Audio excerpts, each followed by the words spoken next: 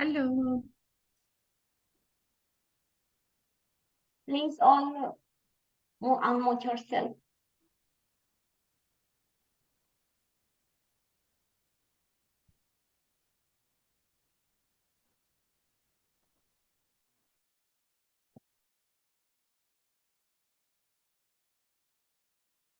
Greetings, dear IIUs present today with us.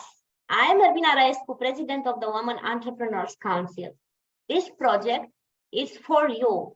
Who am I? It's an initiative by IIU Women Entrepreneur Council in partnership with IIU Student Development Council. We have here the president also of Student Development Council, Ma Sadeh.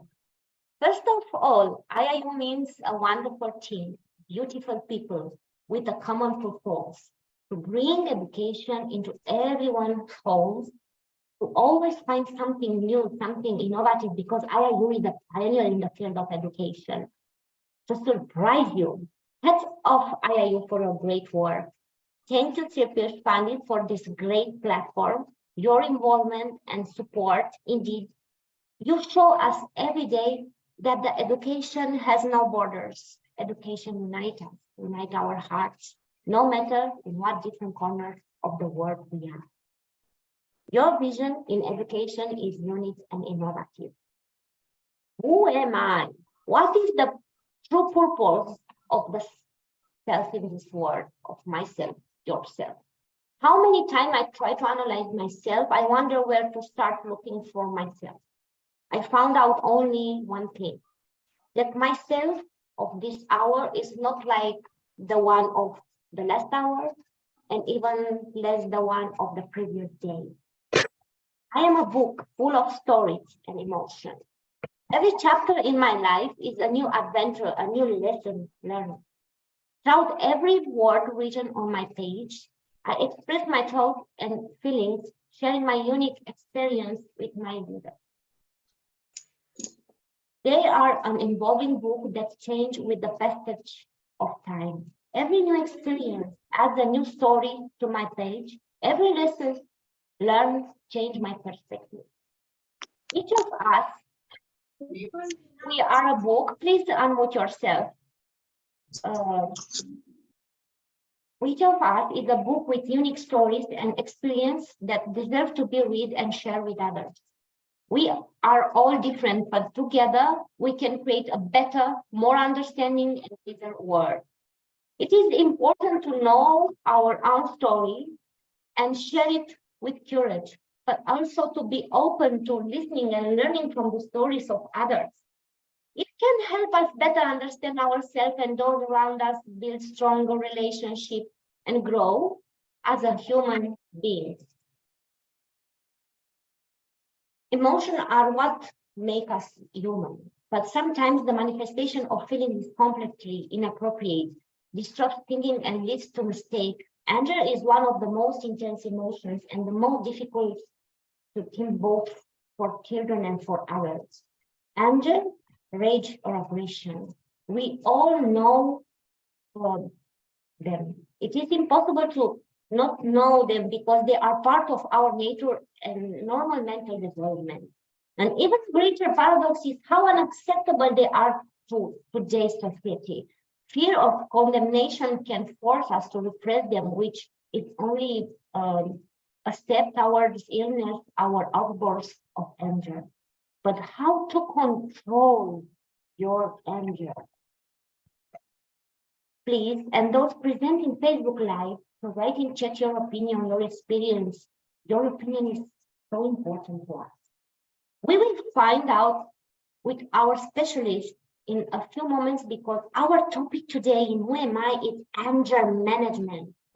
Welcome, everyone. Glad to have you in Who Am I. And let's start this day with Professor Dr. Umar Shah from Pakistan, psychologist, youngest researcher, international world environment, TBC brand ambassador, international speaker, and mental health trainer and consultant director, GTI. Welcome, dear Umar. Thank you, first of all. Thank you so much, dear Irmi, for your wonderful invitation. And a warm greetings, everyone. Good morning, good afternoon, and good evening from my side. This is Professor Dr. Huma Shah, and without wasting a single moment, let's talk on the very meaningful and insightful topic. What we are going to discuss today is anger management. This topic is really related to my heart. You know why? Because being a psychologist and being an international mental health trainer and consultant, I deal uh, plenty of people on the daily basis regarding their emotions, regarding their feelings, regarding their happiness, and different sorts of working what they are living in their lives. So today, what I have selected to discuss with you all is not only the story, but it in upcoming couple of minutes, I will show you about some of the theoretical base about angerness, about emotions and feeling.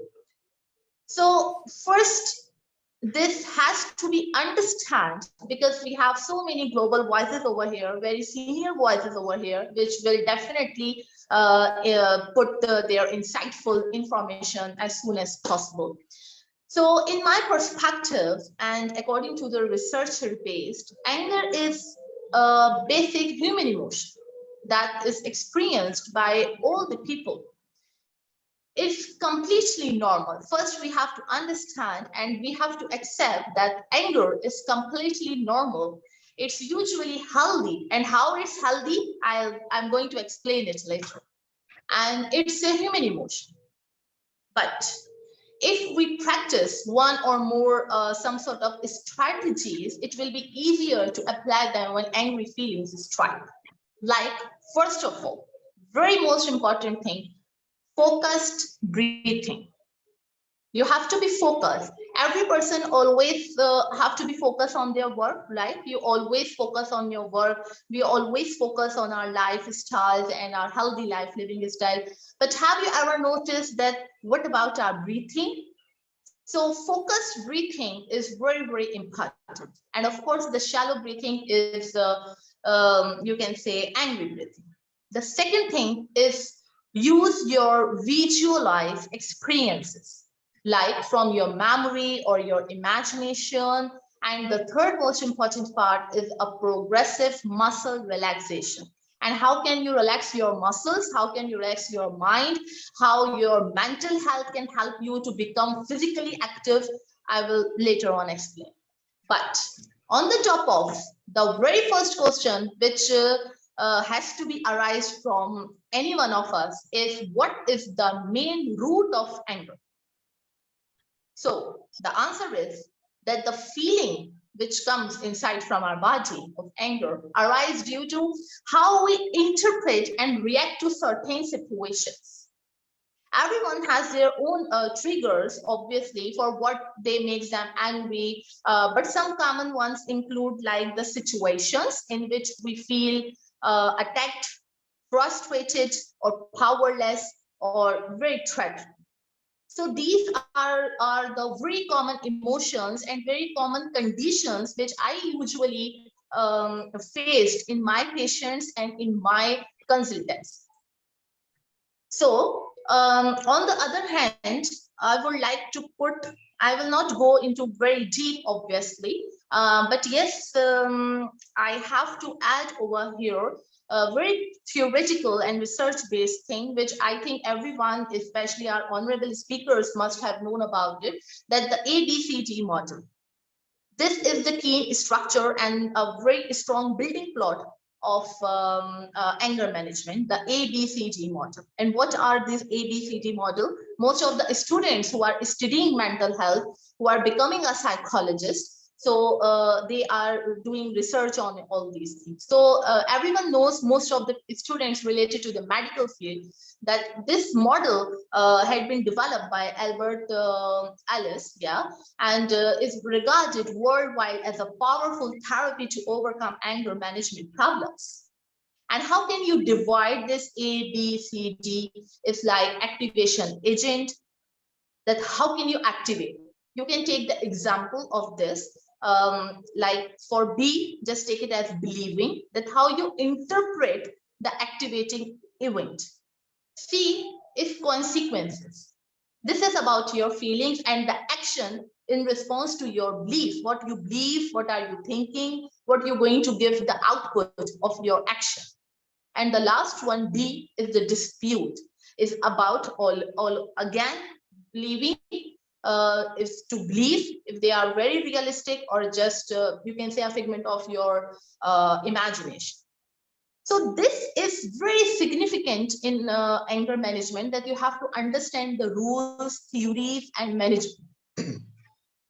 Examples of ABCD model, like what I have already discussed, that just take an example that you are walking down. You are walking down. Just imagine, because when you imagine something, your hormones stimulate and the signals from your brain is passing towards your organs. So just take an example that you are walking down the stairs and somebody collides with you and takes off without apologizing. So this is the activation. And believing is like you think everybody is so reckless nowadays and they treat others like very just like a pets. So regarding the consequences is that you are supposed to notice that your muscles are tense, your heart rate is high, like you are feeling tachycardia, and you feel like you want to hit with the steering wheel and you roll down to the window and yell, just let it, that you could say to yourself. So I think that we should understand these all of the things, because I always say in all of my speeches that every speech, every presentation, every era, every perspective, every opinion starts with ABCD, obviously, because nothing will be completed without these alphabets. So anger is an emotion actually characterized by, you can say, antagonism towards someone or something you feel has deliberately done you wrong. And yes, anger can be a good thing. Now, I would like to discuss this point in the end, that anger can be a good thing. It can give you a way to express your negative feelings, for example. It can also, you can take it as positivity. Today, I am here to give you the message that how can you transfer your negativity towards your positivity. It's mean that how can you transfer your anger into your happiness. It's mean that it can give you the way to express your negative feeling, for example, or motivate you to find the solutions of the problem, to find the solutions what you have done wrong or someone else done wrong. But obviously that excessive anger can cause the problems. What it doesn't mean? It means that when you get angry, heart rate, your arterial tension, as well as your testosterone production, all the things increases. Then when these sort of things increases, now this is some sort of psychological and physiological condition what I am describing in front of you all. So the cortisol, the stress hormone, which is in our body, decreases, obviously, and the left hemisphere of the brain become more stimulated. So I think that we are only the solution of all our problems. Only we are the solution of all our problems. Our body, our soul, our hormones, our passion, our working behavior, every theoretical thing depends on your personality. No psychologist as like me, no pathologist as like me, no mental health trainer as like me will can treat you if you are not willing to treat yourself properly. This is what the actual aim of this program, to understand who am I. So first we have to understand who am I, what we can do. If I can, and obviously you can. So you will, we will, you can, yes, we can. Obviously, we can do everything if we want to do this, if we have a passion to do this. So yes, in the end, I would like to give you 3 powerful points to cope up with all the tragedies for anger management. Number 1, just take an oath to yourself, always, not related to the anger, but related to every step of your life. I stand up for myself. and others being hurt, whatever the others are doing. But I stand for myself. First, we have to understand it's not related only to the women or the man, or we are talking about the gender equality or not. No, it's about a human being. Human being includes the every start from the toddler to the senior citizen. I stand up for myself. I learn to defeat negative self-talk, and I feel good about learning about myself. It's okay to find yourself faults. It's okay to someone characterized you in a negative way. It's okay to get rejection. It's okay, completely okay.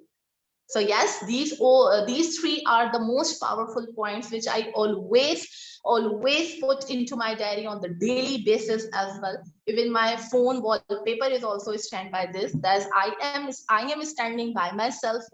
I learn to defeat the negative self-talk, and most importantly, I feel very good and I am very confident to learn on the daily basis about myself. I just really hope that my small talk will give some sort of motivation to our listeners and followers, especially our students and the newcomers of International Internship University. Thank you so very much, all of you. God bless you all, and over to beautiful Devi. Thank you. Thank you so much, my dear friend. Excellent. Perfectly said an answer, and the point of view of a great psychologist. Thank you, Yuma. Thank you, because you was here with us today. The next speaker, it's so dear to me, Dr. Amiga Paul Moriu, from Mauritius, a social activist and artist. She bagged the Woman of the Year award in the category 100 Most Influential Women in Mauritius. Welcome, Amiga. Hello everyone, hello Amy. Thank you so much for welcoming me here today. I would like to share my presentation first. Yeah. So, good morning, good evening, and good afternoon, everyone. It's Dr. Paul Amiga from Mauritius. I'm very happy to be here again today. So, our first speaker just talked about what is anger. So I will not come again on it. I will just go on this. So we have to understand what is behind the anger which are affecting us. It might be loneliness, rejection, fear, anxiety, frustration, confusion, hurt, sadness, guilt, shame, jealousy, outrage at injustice, helplessness, overwhelming stress, rumination, embarrassment, or depression. I would like to share some tips to calm your temper. Firstly, it's very important to actually think before you speak. It's important to take a few moments to collect your thoughts before saying anything. Also, I have others involved in the situation do the same. So then, once you got calm, express your concern. State your concern and needs clearly and directly, without hurting others and or trying to conclude plans. Get some exercises. Physical activities can help reduce stress and can force you to become hungry. Take a time out. Give yourself short break during times already that tend to be stressful. A few moments of quiet time might help you feel better, prepared to handle what's ahead without getting irritated or angry. Stick with I statement. What I mean by I statement is criticizing or placing blame might only increase tension. Instead, use I statement to describe the problem. Be respectful and specific. Use humor to release tension. Lightening up can help diffuse tension. Use humor to help you face what's making you angry and possibly any unrealistic expectation you have for how things should go. Practice relaxation skills. Practice a deep breathing exercises. Imagine a relaxing sense or repeat a calming word or phrase such as take it easy. You might also listen to music like writing a journal or do a few yoga poses. Whatever it takes to encourage relaxation. And it's very important to know when to speak help. Learning to control anger can be a challenge at times. Seek help for anger issues. If your anger issues seem out of control, causes you to do things you regret or hurt those around you. I have there some anger issues warning signs. First, we have difficulty controlling your anger or getting irritated very fast. Difficulty expressing emotions, head hashes, shallow breathing, tendering of chest, etc.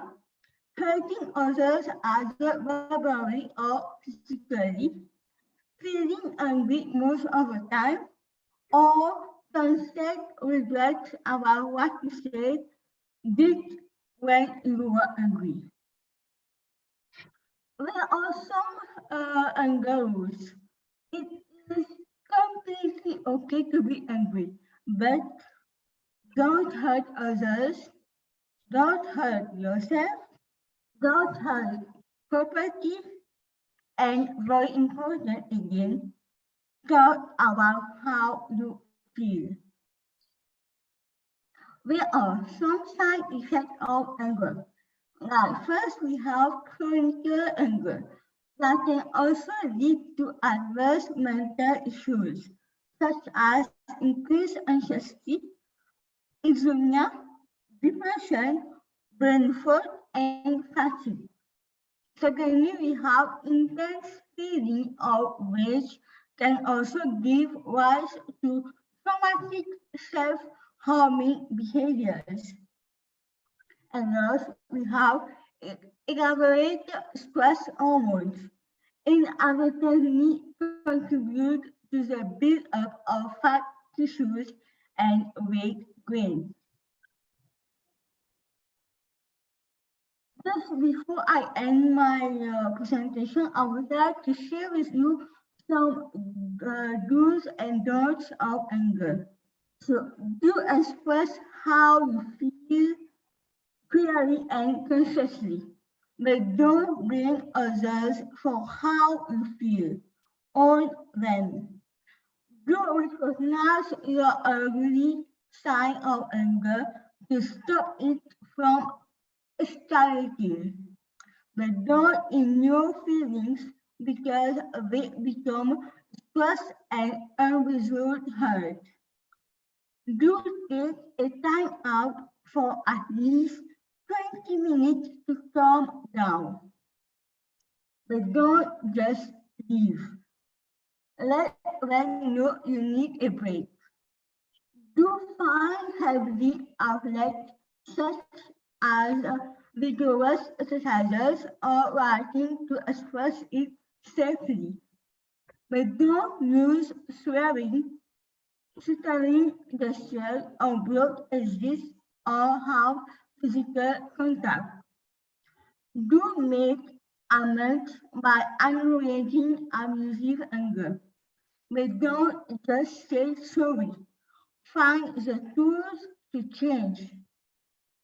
And very important, every time you resist acting on your anger, you are actually reasoning your brain to be calmer and more loving.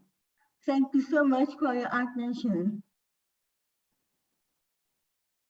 Thank you so much, dear amiga. Thank you. Perfect. Great presentation. Thank you. Thank you for because you find time to be with us today. The next speaker, Esther Mala from Malaysia. She is a soft skill trainer, international inspirational speaker award winner, international soft skill trainer, Toastmaster educationist, Macedonia Golden Award winner 2022, and parenting coach, child and youth development coach, international peace ambassador, accountant UK, and IT engineer UK, and now ambassador, educational ambassador of IIU. Welcome, my dear Esther. Thank you, Ermina. Welcome to all wonderful speakers, dear audience, wherever around the globe, okay? Nice to meet you all today. We heard two experts sharing wonderful facts. What is anger, how to manage anger from the professional point of view. Since they have done it, let me share with you from the layman's aspect, means day-to-day mothers, teachers who are not really professionals in managing angers. What can be done day-to-day, on day-to-day basis to cope with our anger, even to be aware of what we are going through daily.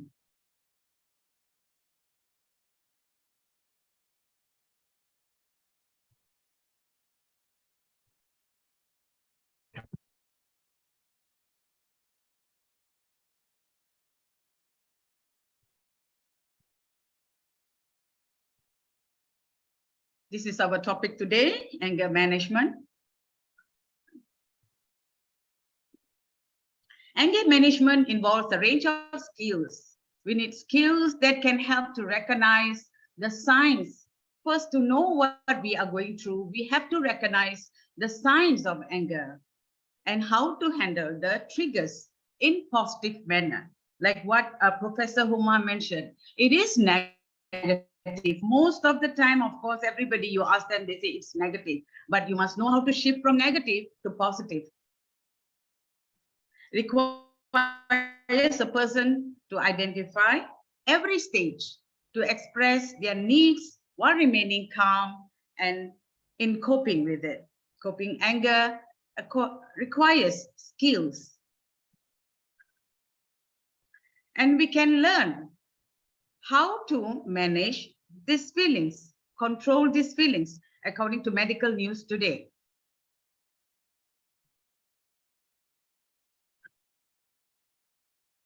Mind is an organization in UK, identifies three main steps to controlling anger. First, recognize the early signs of anger. Recognition is the most important factor here. Give yourself time and space to process the triggers with time, patience, and dedication. Apply techniques that can help you to manage and control your anger. The best, if you think that you can't cope, you realize that you're going through some turmoil within, and also with the people you come in contact with, your children, your spouse, your colleagues and all, it's best to consult a professional by attending an anger management class. Recognize the anger. Anger causes a physical reaction. Normally you can see the expression on the face. You can see the physical movement of the person. That is the first expression of anger. Normally, when a person is angry, adrenaline is released. This is a hormone, and which will make you go into a fight or flight mode and prepare the person to handle the situation. This can have following effects like rapid heartbeat, faster breathing, tension throughout the body, restlessness, pace and tapping of feet, clenching fist, jaw, sweating and trembling. You have to take steps to manage their physical stress. Of course, the anger will drive you into many other side effects, which you will realize sometimes that you are undergoing certain changes, or most of the time, your emotions, especially, you won't understand what is happening to you, what is happening to people around, why people around react in such a manner. Let's apply the techniques to manage anger. Deep, slow breathing. This is what you can do. When you find that you cannot control your anger, your feelings, take a deep, slow breathing process. The best is always walk away from the spot and count 1 to 10 to release your tension. Mindfulness, of course, you got to relax. When you find that you cannot control your emotion, your feelings, the best thing is switch to relax mode. Move towards doing something which can make you relax, like listening to music, dance. The most important is sleeping 7 to 8 hours. Some people, when they are too angry, they even sort to this method. They just go, close the door, and sleep. They refuse to communicate with anybody. I think this helps. Sometimes I do that also. I have tried this, which is very good. Rather than when you are awake, alert, and you are at the spot which causes you this emotional turmoil, you tend to react. It's natural reaction for every human being. Only thing that some people know how to take control, some people are not able to take control. Exercise, physical exercise, which is very important to help you to condition yourself, especially within. You can go for walks, take part in sports, and anything which makes you happy. And if you ask me, I enjoy playing golf. Even if I can't go to the field, I'll just go to the club to just do some swings, because golf requires total concentration and focus in what you are doing. So this is one of the best sports. You can also choose other sports which can draw you away completely from your negative environment situation, totally into something which gives you joy, passion, which is your passion. Find alternative channels for anger. To express your anger, limits to others. Like some people will do this is a kind of a simple therapy. If you really feel very angry, especially with your spouse and your children, just go into a room or away from the place, maybe to your kitchen, start tearing newspapers. This is how you release the tension, the anger inside you, crushing ice cubes. This is all I got from the medical magazines, punching, screaming into the pillow. This is a very layman way of conditioning, releasing the tension. Okay, this is not professional way. Professional way, you've got to go and see a psychologist who can advise you how to do, and if it's very serious, they will put you into anger management class. Create distractions. These are techniques. As I mentioned just now, dancing, music. Go and take a relaxing shower, dip yourself in the shower tub, bathtub, and put some aromatic perfumes and all that, put a light music, and just go into a different world altogether. Maybe if you have any hobbies which will interest you, which will make you happy, you can also do that. Too distant from the issue, whatever you're going through. Anger is directly connected into health risk, minimum or a very high level. It will definitely affect you if it is prolonged. Regular anger can lead to extreme condition, which contributes to backaches, neck pains, hypertension, high blood pressure, which causes headache, can also prevent if your hypertension is too high, can cause stroke, insomnia, you can't sleep, you find very trouble, irritable bowel syndrome, and other digestive disorder, elevated heartbeats and heart attack. Yeah, you find that you cannot control. It's overwhelming you. Mental disorder, prolonged anger and unhandled anger, unconditioned anger will lead to mental disorder. You might not know it. Only specialists will know about this. If you don't attend to it, it will drag you into depression, suicidal thoughts, because you cannot handle yourself. You cannot handle the feeling you go through, especially rejection and negative remarks from the people around you, especially those, your loved ones. You see, in family, often husband and wife quarrel because of children. And when people are angry, they don't use sweet words. They use very hurtful words, yeah, which sometimes is very unexpected. And this could affect you very badly. Some even some people, they do not fight back or answer the other person who pass negative remarks or physically abuse. They tend to keep it, suppress their feelings, and they sort to other remedies, so-called remedies, to escape from their situation, which is like alcohol, drug abuse, schizotypal personality disorder. They have problem with their personalities, bipolar disorder, and psychotic disorder.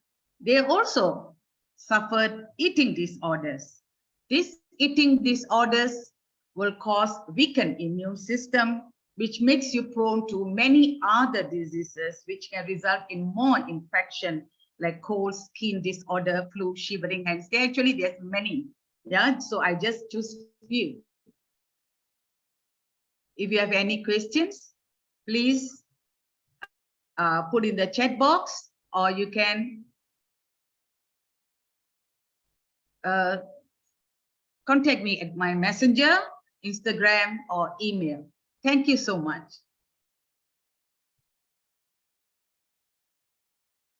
Thank you, my dear Esther.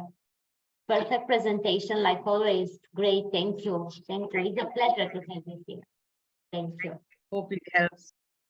Perfectly said, perfectly said.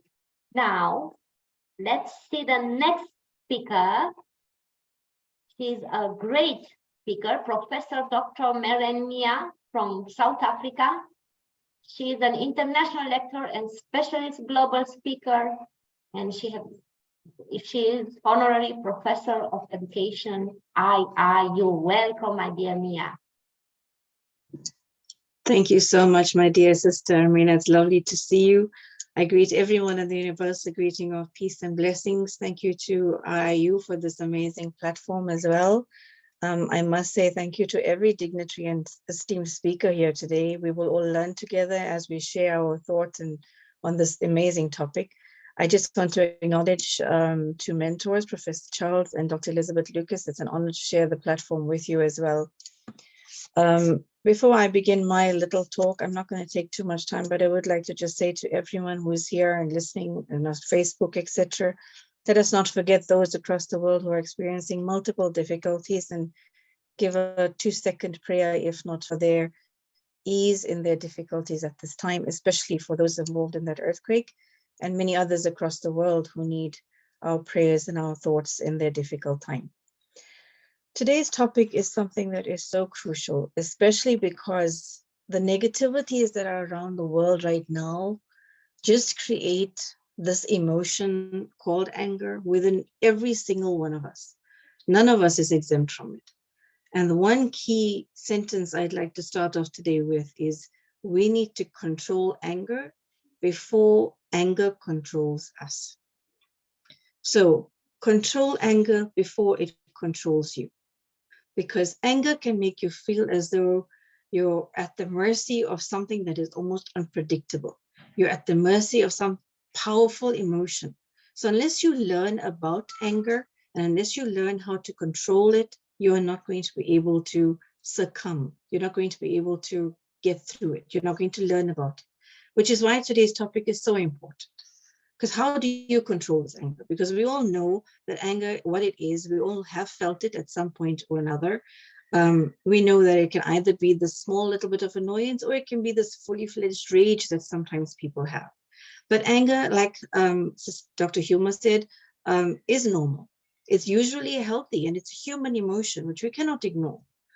But when it gets out of control and turns destructive, then it leads to problems. It can be problematic at work, it can be problematic in your personal relationships, and of course, in your overall quality of life.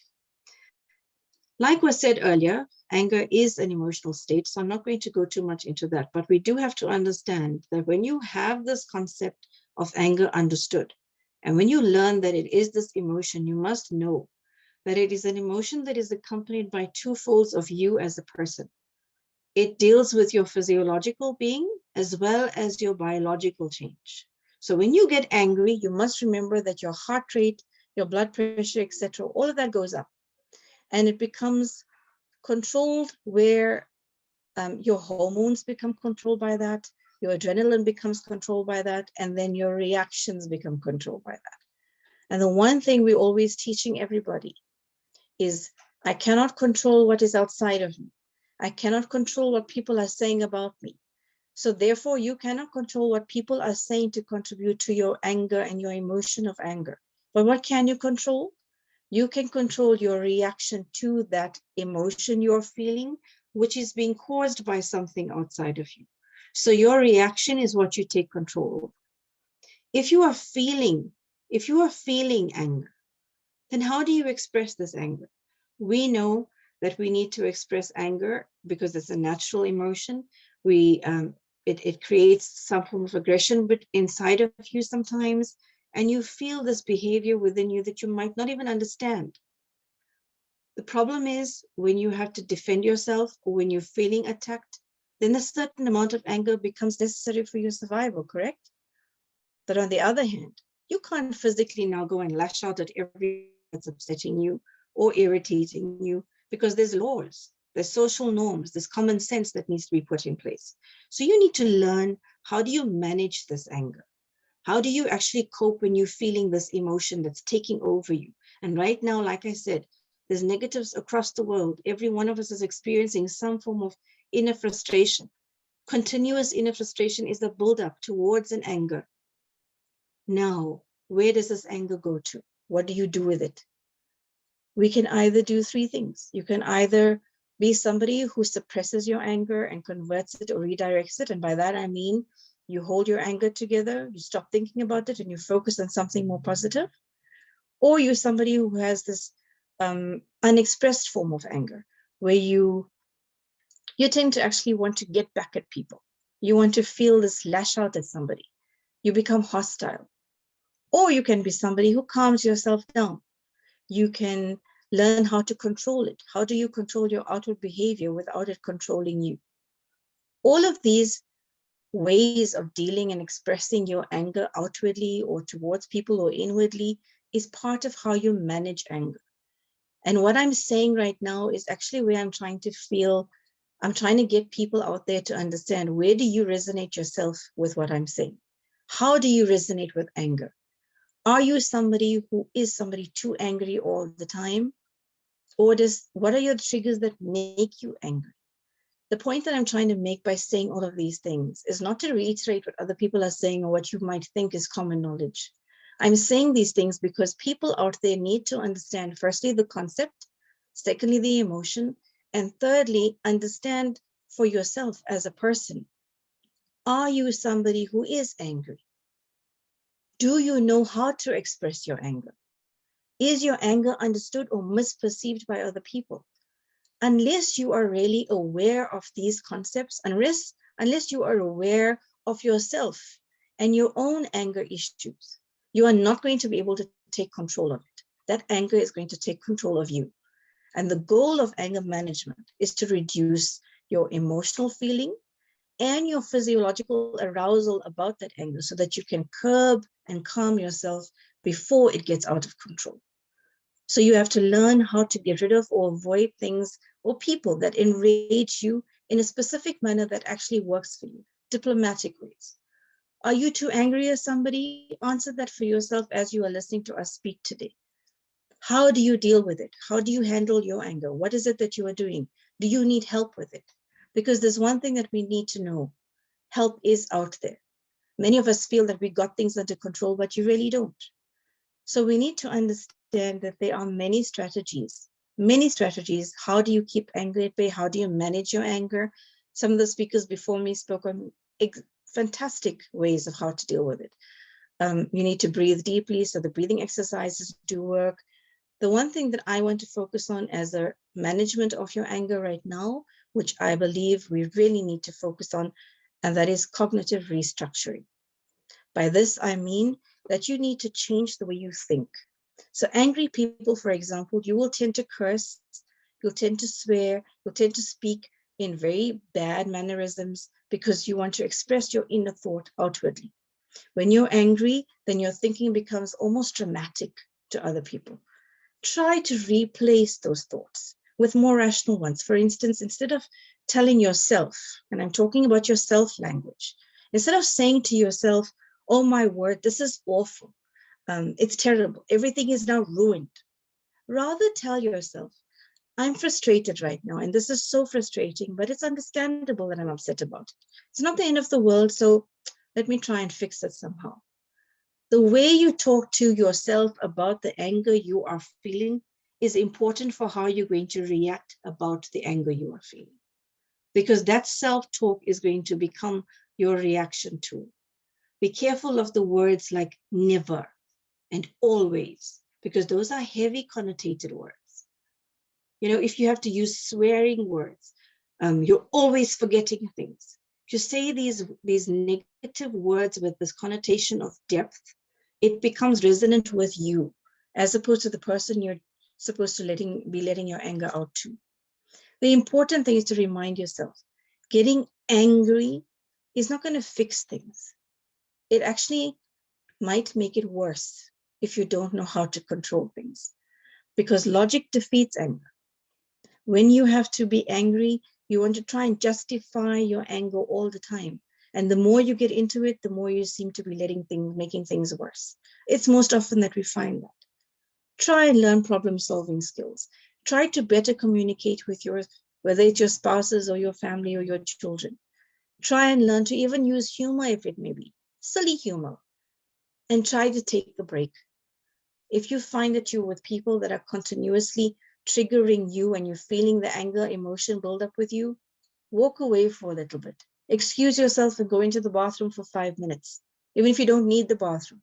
But take the break, because that's the way you're walking away, getting the environmental change, because that's when you're going to be able to restructure yourself. When you're going to constantly be hounded by these things, it's going to hurt people and hurt yourself.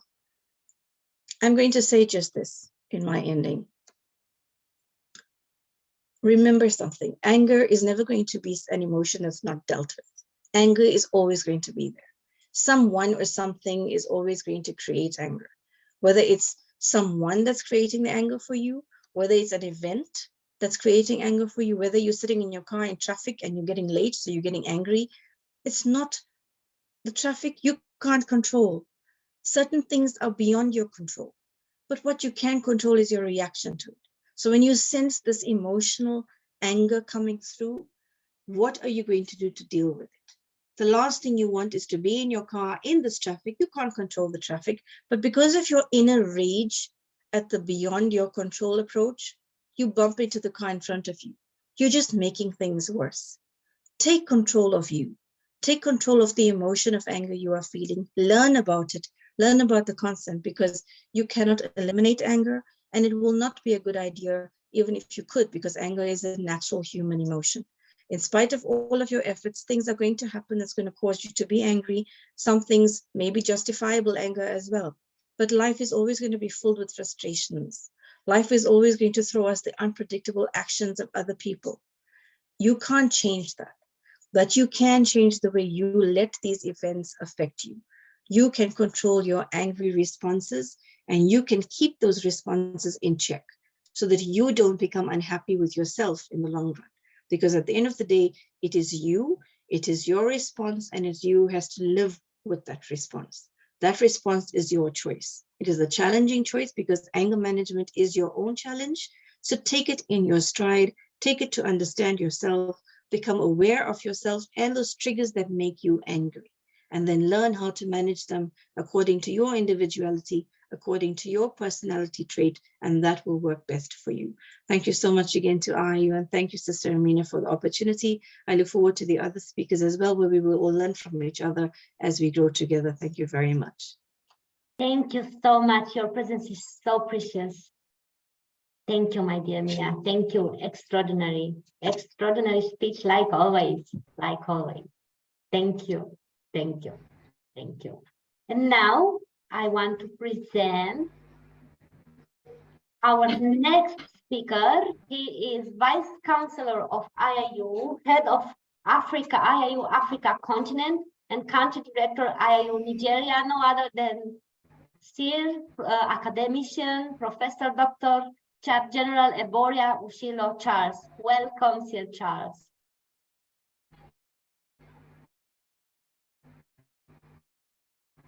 Are you there, Sir Charles?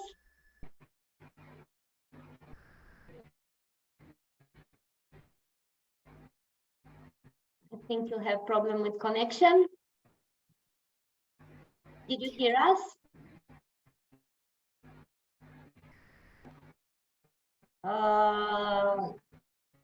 We don't hear you, Sir Charles. We don't hear you. I will call. Then you will have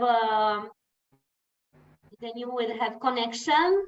A student from Romania, great student with great results, great awardee on math and informatics, Mihail Stănescu. Welcome, Mihail Stănescu. Hello, everyone. Nice to meet everyone. And I will try to have an interesting aspect of this topic in a, let's say, scientific way. Ah, okay. Hello, are you hearing me? Hello? Hello? Hello? Are you hearing me now? I hope you are hearing me.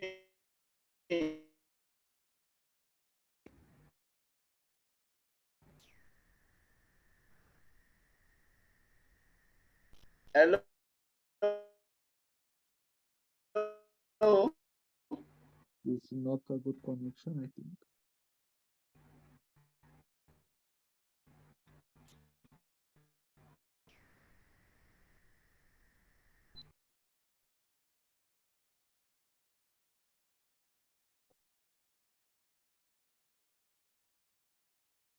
Should I continue?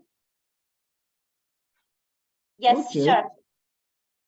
Okay, I will share my presentation. All right. Anger management. And let's start. So, as I said, this type of presentation in a scientific way. First of all, what is anger? I think everybody was maybe one time per year with some difficulties, and this became anger. So, anger is a basic human emotional response experiences. For this is triggered by a threat, perceiving threat, an injustice, hurt, or frustration when faced with obstacle. Anger from every person, it depends a lot by every situation, and not the least, anger is a strong feeling of displeasure with someone or something, combined with an urge to fight back. So it's a negative aspect of everyone. Let's say like a dark side. And anger, to be honest, is a normal feeling about what we are experiencing. I think this is something in common like animals, in my opinion. And if you are going to feel how you feel and how you act is up to you. Now, let's try to understand the difference between anger, which is the feeling, and aggression, which is the action of this feeling. Aggression causes damage with words, fists, weapons, but is virtually always designed to punish. Also, it's intended to threaten or injure the victims or self-esteem, and not at least it's a negative way about expression of individuals, and is not a good point. So, what are something of things which make you angry? What are the causes with this which start this type of emotions? And I try to put in some groups, like the first group, insults, and some specific person or event which displeasure you. Another group, stress and worries or disappointment, or maybe fears, rejection, jealousy, being things or talking about something negative, and also some personal aspect of life. And an interesting quote which I found is the next one. The angry person will defeat himself in a battle in his life. So it's something like, okay, when we are angry, we are fighting with yourself. And how can we dealing with this type of emotion? So we can try to avoid them. We can try to learn how to deal with them, and also try to learn how to put the feelings into words, explore the emotion about heart, confused, shame, etc. And there are two issues: to control the anger and reacting to the anger. And we try to manage, and sometimes we can make with efficient way, and sometimes we cannot manage very good. But it's important to try, and why not to communicate with others who can understand better our situation. So, about controlling our anger. Okay, when we are urgent, this is triggered, and we are trying to going to react in some way. This way, it's about an anger style. It's something like, first, when we become, let's say, mad, we are acting out. Also, about after this step, we are trying to dumping and not at least to barring. And this type of algorithm is not a very positive way about expression. This type of anger can be also uncontrolled, and we can trigger a large number of antisocial behaviors. You can trigger negative consequences and also can hurt physical health. You can't always control the situation you're in or how it makes you feel, but you can control about how you express your angers. It's very important to don't forget that you are a person in a society, and what are you doing can have an impact for everybody. Anger can be a problem. When exactly? When it helps you, when it helps people around you, when it disrupts school or your relationship at business or in your community, when it's too frequent, intense, and lasts long, when it can become chronic, explosive anger spirals out of your control. So again, it's about the trigger, which can have a large number of antisocial behaviors and negative consequences. And these consequences can be about one of the main important things, legal troubles. It's not okay to, okay, it's very important to pay what about your damage. But I think everybody don't want to make something negative. Also, it can be a problem with your relationship. It can be a problem about physical problems. It can be also a problem about emotional problems. And your body can send some signals about this when you are trying to be angry. For example, clenching fist, racing heartbeat, red face, loud voice. Sometimes is not very frequently upset stomach. And when anger is combined with stress, can be about sweat. And what warning signs can somebody to apply? Maybe you can cry. You cannot stop thinking about the problem of individual. You are becoming aggressive, or maybe you can make an angry face. This is one side. Another side, when you are in a general quiet person. You are more peaceful than always. You stare, you go quiet and shut down. You insult people, you cannot focus. So the solution can be about dealing with your anger. So stay calm, chilling, and some notion can be walk away, count to the 10, take deep breaths. Imagine you are in a peaceful place or something, or sometimes you can have a self-talk about, okay, I'm angry, try to become normal. I'm angry, try to be in a better place with my mind. So give yourself some time to sort about this. Look at the situation from a different viewpoint and ask yourself, what really happened? How was I triggered? What were my cues? What can I do now? And what can be the effects about what I'm doing now? So turn your angry energy into a change for the better. Try to accept situation. Changing of view of situation can change our reaction. So don't let anger control you. Take control over it. And for this, you can have some exercise of self-control, which is the ability to resist inappropriate behavior, dealing effectively with emotions such as anger, developing patience, as you can see in this type of emoji. Try to be happy, or okay, maybe you cannot be happy, but try to be serious and let's try to forget about your anger moment.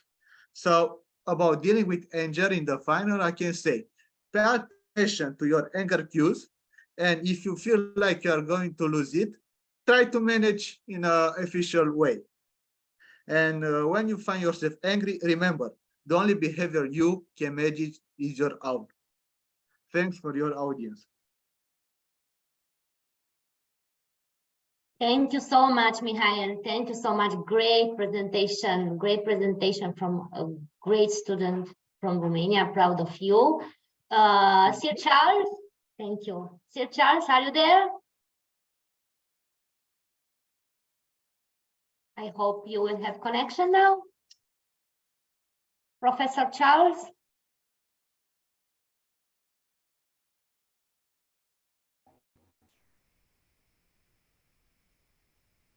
Did you hear us, Professor Charles? Hello. Hello. Hello. Hello. You are not audible, Professor Charles. Hello. Yes, Hello. now. Good afternoon. Perfect. Perfect now. Perfect now.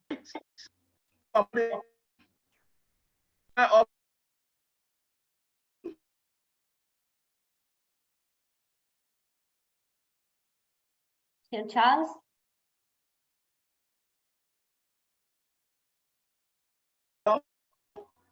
Yes, let's share the screen with your presentation. I hope you can hear me. Yes. Your presentation is visible. I'm not audible. Can you hear me now? Yes, perfect.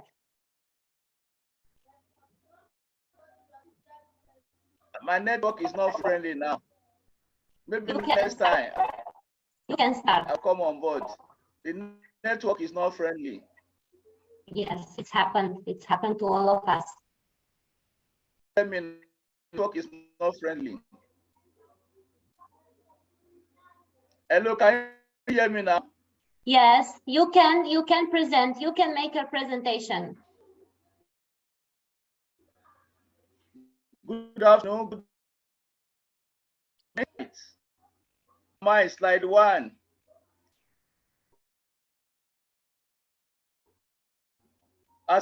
Can you hear me now? Thank you very much. You can hear me. Yes, Thank you very you are much. audible. I'm an Perfect. academician, senior Yes. doctor, professor, Ewori, the vice chancellor. In my slide 2, say who I am. An academician, such as educationalist, a peace ambassador general, a counselor, an administrator, and lay theologian. Is anger management. Anger management. That's the topic we are going to handle right now. That a warrior, Osilo, a Nigeria Country Director.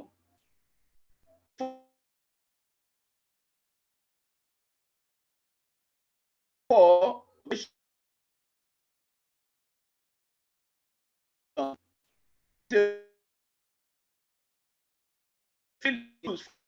good or evil. In the same way, happiness and make a bad decision. A person can experience anger and sin. Problem with anger comes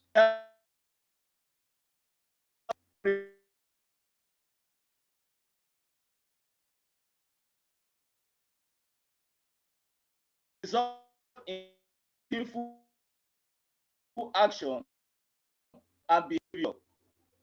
Anger management is You are not audible. We don't hear you good.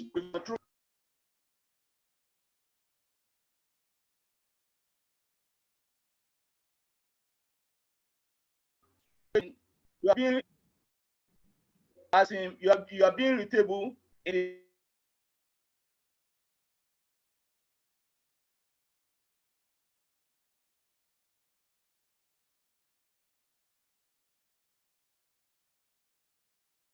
Charles, did you hear us?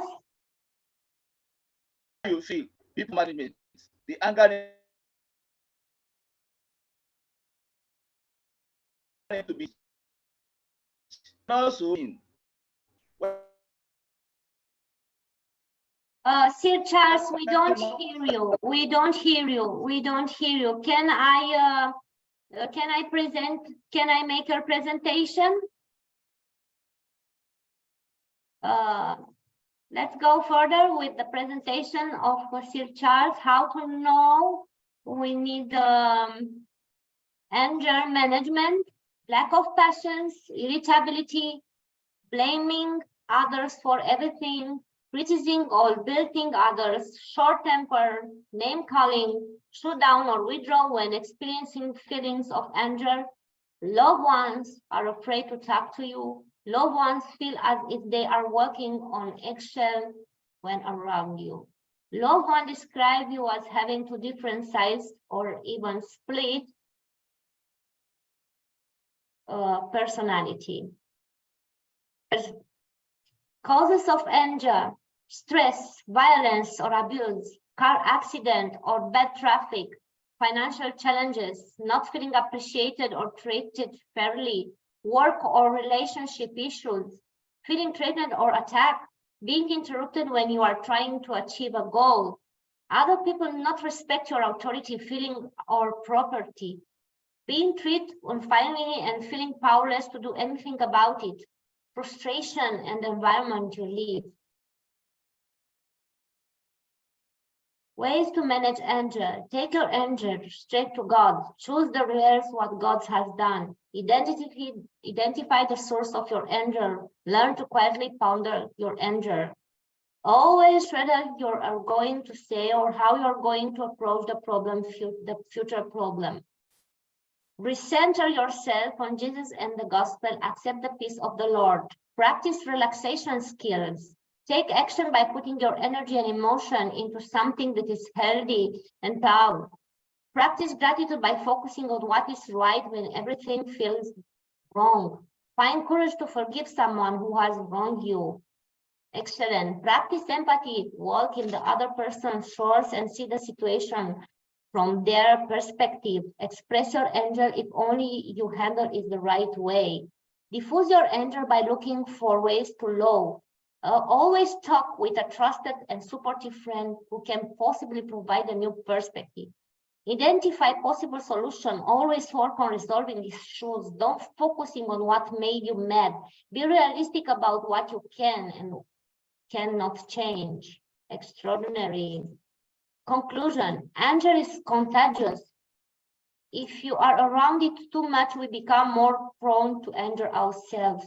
Anger can be good thing because it's a natural human emotion. and can go far beyond emotion that gives you a way to express negative feelings. Anger motivates you to find solutions to problems. Anger management is the ability to manage your anger, love people, forgive people quietly, approach the root of bitterness. Stop focusing your mind so much on this person's mistake.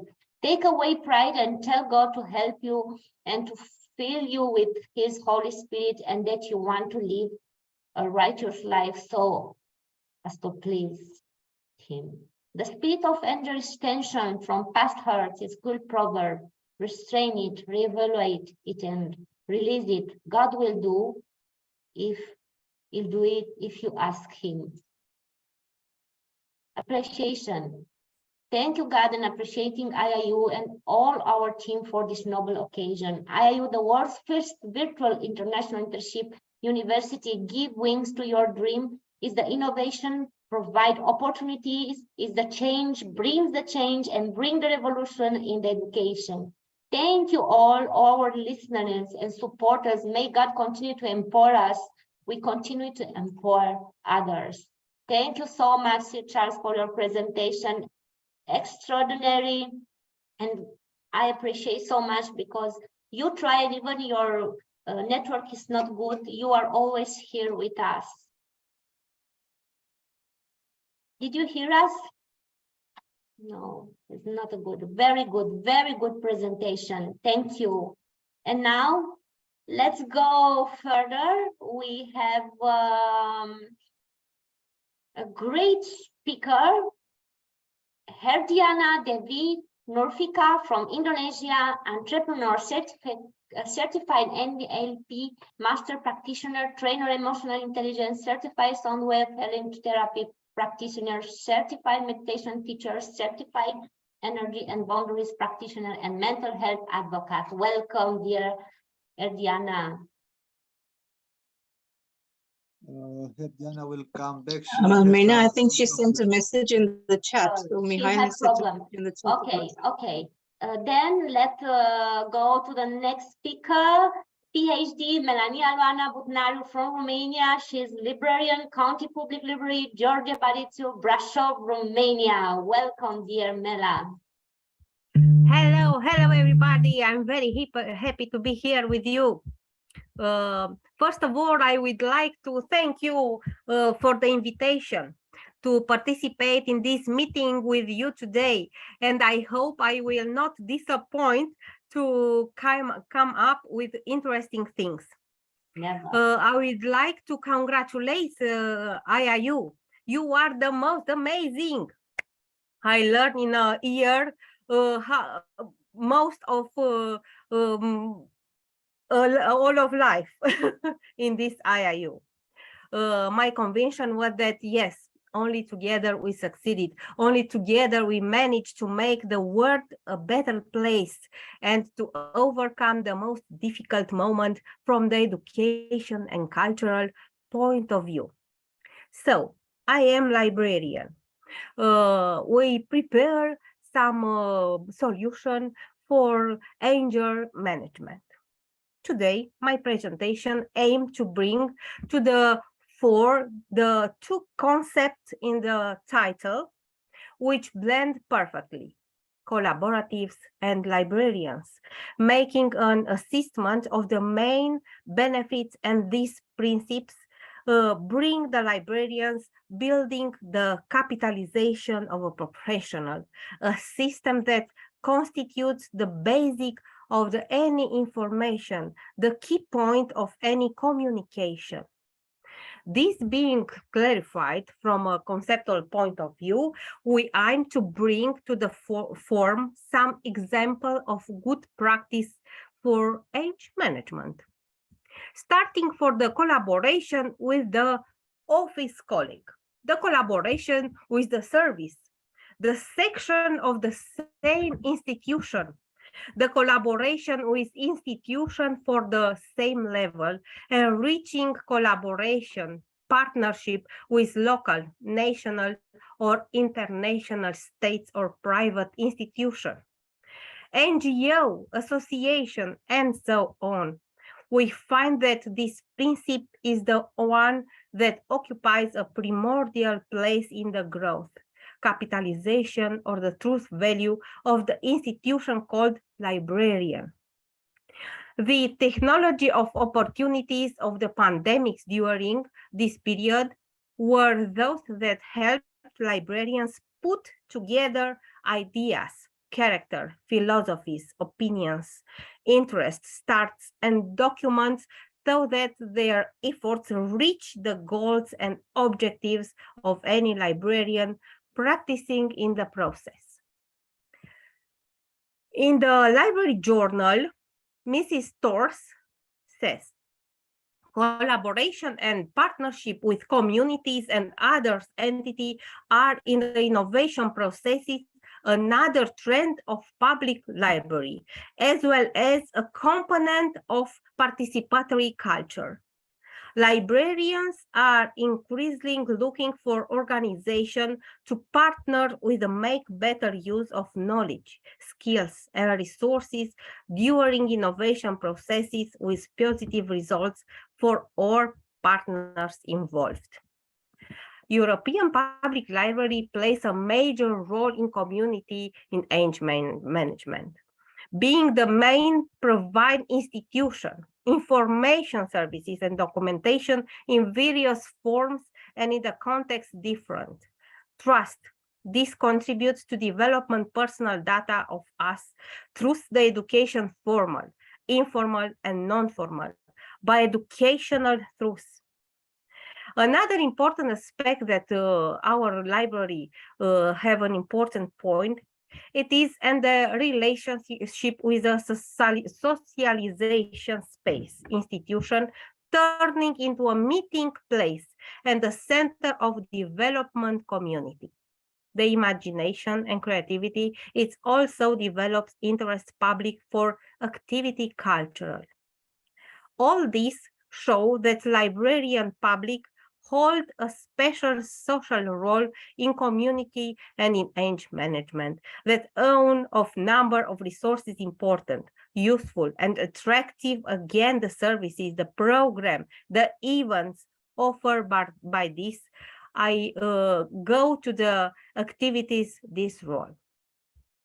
Here are some examples of cultural products, educational resources created by librarians. First of all, in the pandemic, we create the content for the audio exhibition named Classic Destination, Composers in Literature and Films. Through 2, the making of the Isolation podcast named We Are Fine. 3, content development for 3 digital collection. Color of the City Exposed. Sunday for Stories, audio stories. In 1st July 2020, when we celebrate the Baby Day in Romania, it was initiated an evening national librarians from Library Romanians and Moldavia named Marathon of Readings. The event was held only, and with this occasion, 17 libraries from library public and school children read alive stories for children about 5 minutes according to a previous establishment schedule. Finally, I want to tell you so, like a librarian, only so. Teaching and libraries are not mutually exclusive, but completed each other. A school without a library is an imperfectly tool. Thank you very much. Oh, thank you so much, my dear Mera. Thank you. Great, great speech. Great speech like always. You can. Thank you. Next speaker is Omotola Francis Akinlolu from Nigeria. Omotola works in New Globe Education, Lagos, Edo, Baledia, Kuala, Rwanda, Kenya, Liberia, and India as a director with multiple awards, a graduate of mathematics education and curriculum theory method. Welcome. Thank you so much. Thank you so much. Hello, everyone. Thank you. Yes. Okay, I'll share my screen now. Sure. And I must commend every speaker. I have learned a lot from everyone. I have learned so much, a lot. All right, my name is Omotola, and like she rightly said, just to lend my voice to all what we have learned so far, I will be sharing with you my story. So beyond research and different talks, I like to share with you as a survivor, all right, or rather, should I say, as a champion. This afternoon, we are looking at the topic, anger management, and I wrote here why I do what I do. Some of us, you hear people saying, that is who I am. That's just how I am. That's how I'm wired, all right? So today, I decided to look at it from another point of view to see why we do that, then linking it up to how we can manage our anger. All right. The first fact I like want us to know, which has been restated over and over in the course of our presentation, is anger is an inbuilt natural emotion. Everyone gets angry. Everybody gets angry. There is no one born without it, in as much as you have blood in you, in as much as you have, testosterone running in you, in as much as you have, oxytocin running in you. We have it. It's a natural phenomenon. So everybody gets angry. That's the first thing. And I'm quite excited about that. So we have it, it's like there's a level playing ground. All right. The second one is why, and that's the angle I chose to look at it. Why you behave the way you do is temperament. So I'm taking it from the temperament part. What is temperament? Let's quickly go there because I won't want to take our time. I like to share you my story. Temperament simply means the way we are. And well, there are different theories to temperament. This afternoon, I like to share with you the popular four. We have the sanguine, we have the choleric, we have the phlegmatic, and we have the melancholy. Let's just talk a little about each of them and see where we all fall into, because broadly everybody falls into one of these in various dimensions. So let's talk about sanguine. They are the life of the party. Everybody loves sanguine. Whether you are ready to talk to them or not, they want to talk to you. They are the ones that care. They know who was absent at work yesterday. They want to ask you what happened. They enjoy stories. They enjoy friendship. They are tactile people. They want to touch you. They want to hear from you. They are quite emotional. They are sociable. They are charismatic. They are outgoing. And because of that, people see them as very confident, because when you are talking, you see a sanguine always raising his or her hands, trying to give their opinion, whether they have thought about it or not is another story, but they want to talk, and they are very optimistic. This word would be very grim without the sanguine. They make the word so, fun. They are spontaneous and they are quick to apologize. If you're sanguine, just celebrate yourself. All right, let's go to the next one. The choleric. Those are the doers. They are action-filled. They are ambitious. They are passionate. They are natural leaders because they are project-oriented. These people do not care whether there is rain in Amazon forest. They don't care whether there is fire in Great Britain. Once they have a project to do, they go out for it.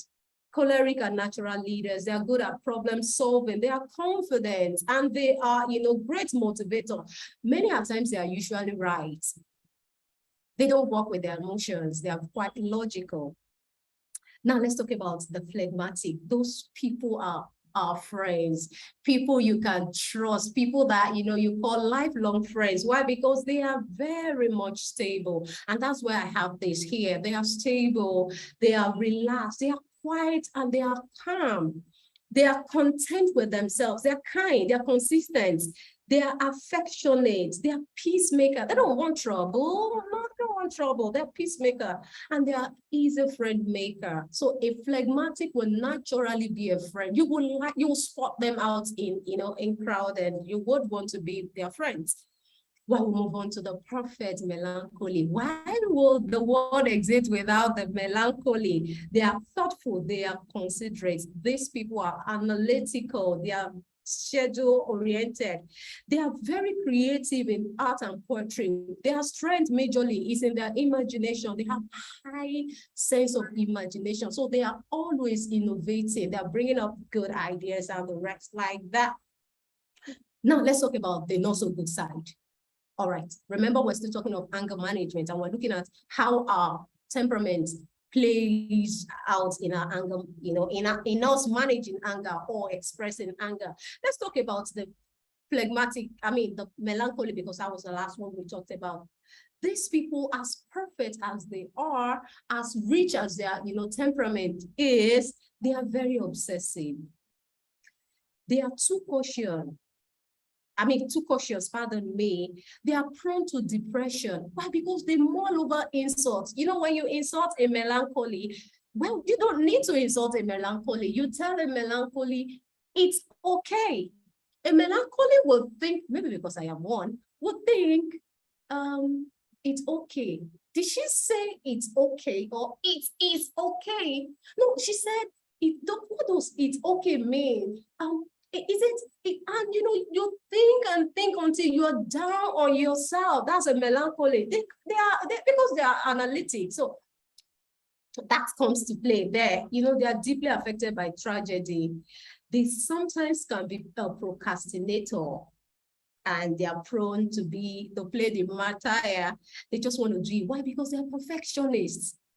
Let's go to the peaceful phlegmatic. Who are they? They are sometimes shy.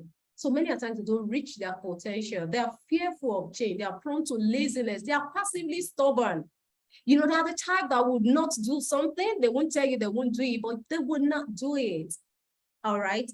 A phlegmatic wife would talk, the husband would talk, and the person would tell you, yeah, it's okay, yeah, whatever. They won't shout, but you will still meet it that way. All right. A phlegmatic, they are not goal-oriented by nature. They are quite they compromise too quickly, so they are not strong in terms of their decision. Let's move on to the choleric. Who are the choleric? The rulers. They are aggressive. They are domineering. A good point to know a choleric is now. They use the word a lot. Now, I want it done now. So they are domineering. People may not like such people who wants to be dominated on. They are inflexible. They are impatient because they are prone. They want things done. They're quite impatient. They are argumentative because they believe they're always right. They're argumentative. Many times they are uncomfortable around emotions. They don't, whether you cry or not, many times it doesn't move them. They just want their roles done. They want the job done, and they are actually intolerant. And they demand loyalty. They don't, there's a saying that respect is earned. They believe they demand for it. So they're quite aggressive, all right? While the sanguine are friends, all right? They're impulsive. They don't think. They act before thinking, all right? They are chronically late. They are forgetful because they're always thinking of, they're always doing, they're always on the go. They're always trying to either make somebody happy, hear the gist, or think of the gist happening now, because they enjoy talking. So they kind of forget especially important things. They are sometimes too loud, especially for the more predominant, introverted temperament. They just get so loud. The phlegmatics don't like them because they just ruffle everybody's peace with their noise in the school or class or at work. They are self-absorbed. And because they talk a lot, they can be an exaggerator. What has that left us? Now, these two extrovertish temperament, that's the sanguine and choleric, the underlying factor in them that makes them upset is that naturally they are selfish. They want to listen. They want to be listened to. They want to be the voice. They want to be the doer. So they are selfish. Why the phlegmatic and the melancholy, those that are introverted, they have natural fear. Fear to be, fear to be approved by others, fear to be right, fear to meet up to their own personal, expectation. And melancholy suffers a lot from that because they are perfectionists. They are never satisfied with their best. All right, how is this playing out? Before I move on, I wrote here, these two are quite stable. So when you see a sanguine, you can determine how they would be. A phlegmatic, they can be. A choleric can be a bit kind if the person is modified. Why a melancholy?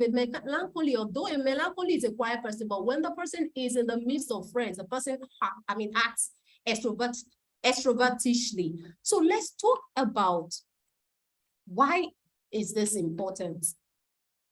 I wrote here, knowing that we have known our temperament, and every one of us, like I said, we have one or the other, and there is none that is better than the best, okay, or than the rest. It's just for you to know your own and know how it will help you in managing your anger.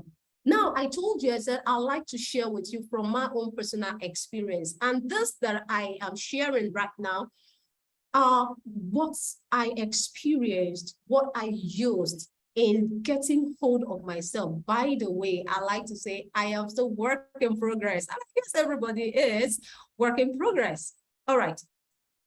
Taming your anger in ABC steps. The first step that has worked for me is ally. By ally, I mean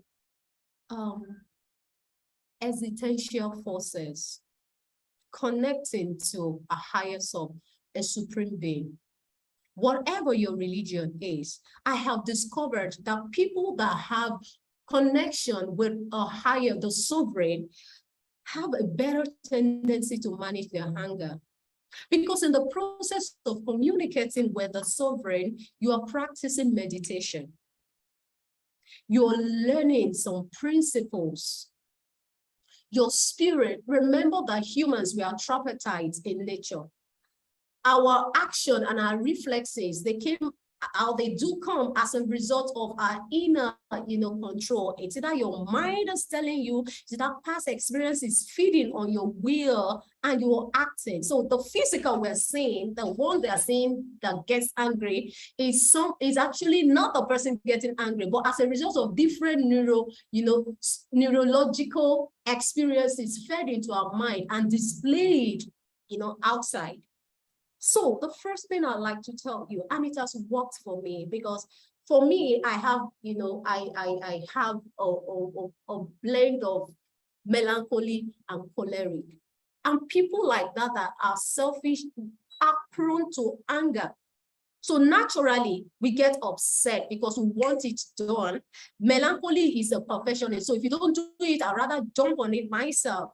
And when I discovered that it is setting a bad precedence for me, I worked on this. I became closer to God, my religion, and it helps me, to be more conscious of it. The second one, and I like to link this up with a story, a real story, life story that happened to me, is a body. But please, before I go to this, let me do a C. The C is calm down. Remember, I said these are what worked for me. In my place of work, in one of the departments I worked, because I battled, melancholy, there's this need for for approval. And it is quite underlying. You may not even know about it. So deep within me, I wanted to be right. I wanted to be a winner. So many a times too, and because of experience also in life, I discovered that I could be timid. So I play around and joke around, but deep within, there is this need.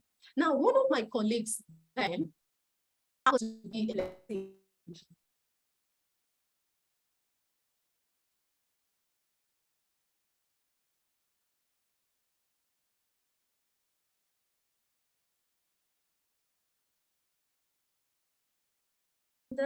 Over time, I discovered that this wasn't right. And I kept piling it up in my mind because I didn't want, to get upset. And one day I lost it. We're having a meeting with 10 people and my line manager, who I respect so much. And my colleague made a statement. Actually, it was a jest. Jocularly said something spitefully. And I just got so upset. I stood up. I think I even shouted nonsense in a meeting, a board meeting. I am telling you my story. I wasn't sure I banged the table, but I knew I uttered a particular phrase that was not acceptable. And I was so livid with anger that I walked out on everyone, including my boss. As soon as I took 3-4 steps, it dawned on me that I had misbehaved. Somebody, and I saw that in different, in our presentation where they, we keep saying, take a breather, 10 seconds breather, you can walk away. They are very important principles.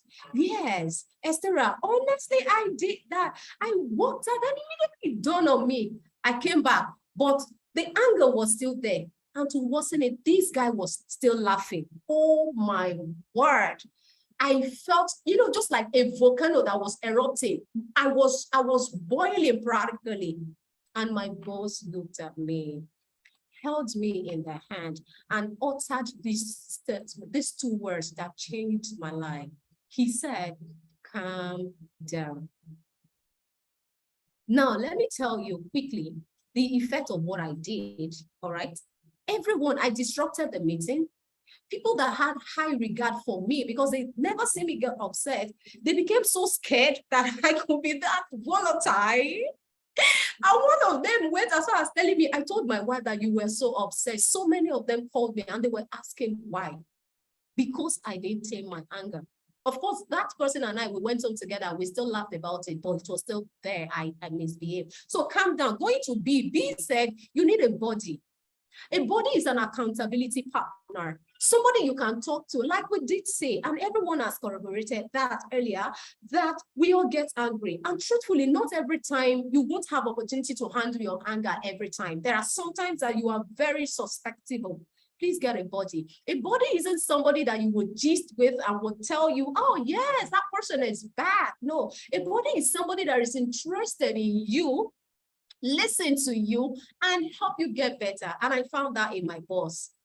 I found that we became very close because I could talk to him, especially when issues are affecting me. Yes, moving on from that. Here I said, and it's a powerful nugget that has worked for me. You respond to anger, you don't react to anger. Many people, while you're having issues and you're being seen as an angry person, and sadly, some of us were so comfortable with it. You said, that is who I am. That is wrong. That's not who you are. That is how you have reacted, and you are making people to believe you are. Because people that get angry the most, they are the most loving people. That's the truth. So you respond to anger. How do you respond to anger? Sometimes it will involve you walking away, like we have learned. Sometimes it will involve you typing or writing. Sometimes, like Esther said, it will involve you sleeping over it. You don't react to anger. Why? Because look at this. Anger doesn't demand action. When you act in anger, you lose self-control. Why do we need to respond to anger and not react? I wrote here, I did a small research, and I wrote here that the most common word in prison is regret. A 2 minutes breather that you will not take may land you in hell. I mean, in prison. And when you get to prison, many times, whether it's your mobile prison, whether it's the prison in your heart where you have people you don't just want to forgive, or people that hurt you so much that you want them, whatever you want them to do, it's you that you hurt yourself. There won't be time for us to go into a health implication of anger. I will round up with this. It says here, my final word, slowness to anger makes for deep understanding. A quick-tempered person stockpiles stupidity. So one of the ways to know a stupid, a silly person is how they manage their anger. I hope my ABC works for you and every other thing that we have learned. Thank you so very much. God bless you. Wow, thank you so much, my dear Omotola. Impressive, impressive, proud of you. Great, so powerful message. Great, great, my dear. Congratulations. Now, let's hear another great speaker. Herdiana, are you there? Yes, ma'am, I'm here. Oh, great, great. I know, and you have has problem with connection. Entrepreneur, certified NLP master practitioner, trainer, emotional intelligence, certified sound wave healing therapy practitioner, certified meditation teacher, certified energy and boundaries practitioner, and mental health advocate. Welcome, dear Herdiana. Hello, good morning, good afternoon, and good evening to everyone. First of all, I would love to express my gratitude to Pius Pandit Sir, Professor Charles, our President of Women Entrepreneur Council, our Minimum, and our President ISDC Mahamam, and my humble gratitude also to all respected speakers and participants. Today, I'm going to talk about CBT for anger management. And today's topic, it's really amazing, and it's nice to hear all of the speakers presented amazing presentations. And for me personally, this topic is really important because I needed time to learn how to manage my emotions. Even though I'm an NLP master practitioner and mental health advocate, I also needed time to master or to practice to handle my own emotion. Because, yeah, for example, if you're kind of into an astrology stuff, I can say I'm the real definition of Scorpio. So our other speaker for today, Michal from Romania, he has same birthday with me. So a few days ago, I told him like Scorpios talk about anger management is on another level because yeah, we have to work on ourselves first much. So now I'm going to share my screen.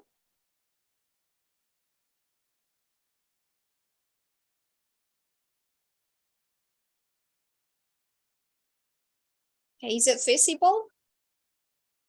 Yes. Okay. So what is actually CBT or cognitive behavioral therapy? So it looks like anything when we want to talk about feelings, cognitions or thoughts, and also behavior. So it's not only about the feeling itself, even though when we talk about the anger, it really relates to the emotions and the feelings, but actually it really comes to our thoughts and behaviors as well. So as you can hear, this is actually the most common things because people always or maybe many times feels like their feelings affect their behavior and their feelings also affect their thoughts. For example, I'm feeling lazy today. And then that feeling makes me don't want to go to exercise. And that feeling makes me think, I don't really want to exercise because maybe I don't need that. So they tend to fall into feelings affects everything. But actually in CBT, it's not only about like that. Because the truth is, yes, our feeling affects our behaviors and thoughts, but our behaviors also affect the feeling and the thoughts. For example, when we have a good behaviors like a healthy diet or maybe a regular exercise, then it makes us to feel good about ourselves, right? And then that good feeling also make our thought produce a positive self-talk. So it's not only about the feeling, but the behaviors that we do repeatedly every day, it also affects the feeling and the thoughts. And yeah, the last one is our thoughts affects our behaviors and feelings. This is what we call as like cognitive thinking cycle. So our thoughts drives our behaviors and our feelings. For example, when you are at the work or maybe at the classroom and you got a thought like, I don't like these people, I don't like my roommate, I don't like my classmate, I don't like my college, then that thought is going to drive your behavior. You tend to make a distance or maybe isolate yourself from that specific person, and it makes you feel like uncomfortable. So it's really related to each other, both the feelings, behaviors, and the thoughts or the cognitions. So let's say we have the events or something that happened. It can be get effect in the interpretation of event or directly give a psychological events. Next, for example, in here, I have maybe let's say you are getting kind of bad situation when someone force you to give the money, or maybe it seems like the robber close to you or the thief is going to take your money and so on. In that event, you don't take the interpretation of event. You take a direct action because we tend to the emotional and also the psychological reaction. So some people, for example, you are driving your car and then suddenly someone cut you off. And instead of thinking or maybe, oh, what happened? Many people directly get out of the car and try to confront or try to react directly. So that's what we call the psychological reaction, which is a suddenly reaction, or maybe when you feel threat, when you feel like you are in the fear or immediate threat, you don't really think too much. Why? Because our brain, like our old brain, that really try to distort all the events that happen to ourselves, really cannot maximize their projection, because there is something in here in our brain called like a frontal lobes, and it takes longer to be effective, but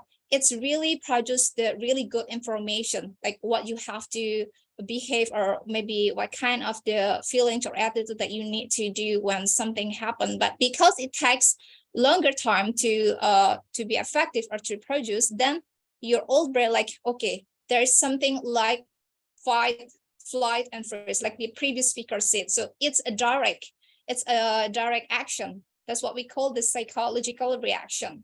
But on the other hand, either there is a fear or immediate threat or not, we also have interpretation of event. Maybe you feel something bad, and instead of you give a psychological reaction, you just fill yourself with the bad thought or negative thinking, like you keep telling yourself something bad, or you keep thinking something bad, and so on. That's what we call the interpretation of event. You tend to spend your time to thinking something bad that happened to you. So in here, when we talk about the anger management, the previous speakers already mentioned many things before how to handle it. And here I have what I call a CBT anger log. This is a most common way to use in a coaching session or in a therapy session. First, and maybe you can take a screenshot, or if you want, you can always message me later after the session finished if you want this log. First, in this CBT, you have to notice when you want to start this journey, it's not going to be like woo-woo stuff. It's not going to end in one time. So it's really take your passion to get in this journey. But once you really get there, you're going to be amazing person compared to the few years ago, or maybe compared to yourself 6 months ago. So first, in this CBT anger log, you can write down what is the event that happened to you, that caused you angry, that caused you feeling not well. And then in the next column, we have pre-event emotions. Why we have to write down the pre-event emotions? Because sometimes we go to the work after maybe we have some kind of disease stuff at home, or maybe some couple, they fight at home before they go to work, or maybe some teachers or some educators or some students have the problem at home.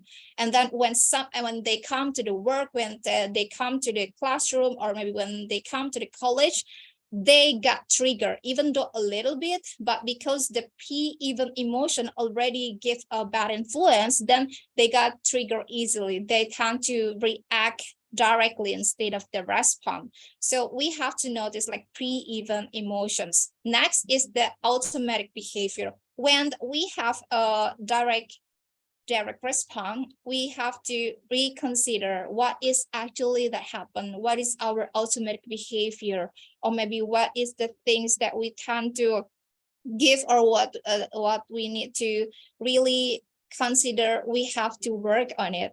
And next is consequence of automatic behavior. Notice that all the things that you try to do when it comes to the reaction instead of the response, it's going to have a consequence, because we all know that all the things in this world has its own consequences, right? So when we do automatic behavior, or when we tend to easily react to every single thing, then we might get a consequence. So you have to write it down from the event.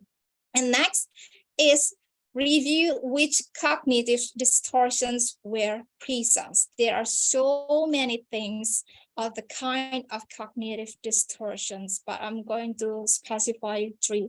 because this is the most common things that make us really angry so easily, like from 1 to the 100 seconds. First, it's black and white thinking. When we see all the things in this world only in black and white side, it's going to be really difficult, because we as human, we have to be flexible, because not all the things in this world come to in the black categories or maybe white categories. There is gray, there is pink, there is blue, there is purple, and so on. And we cannot always want people to get our right or our left. So when we force everything in this world into the black and white thinking, it's really stressful, and it's going to overwhelm yourself as well. And next is catastrophizing. So catastrophizing is assume the worst will happen.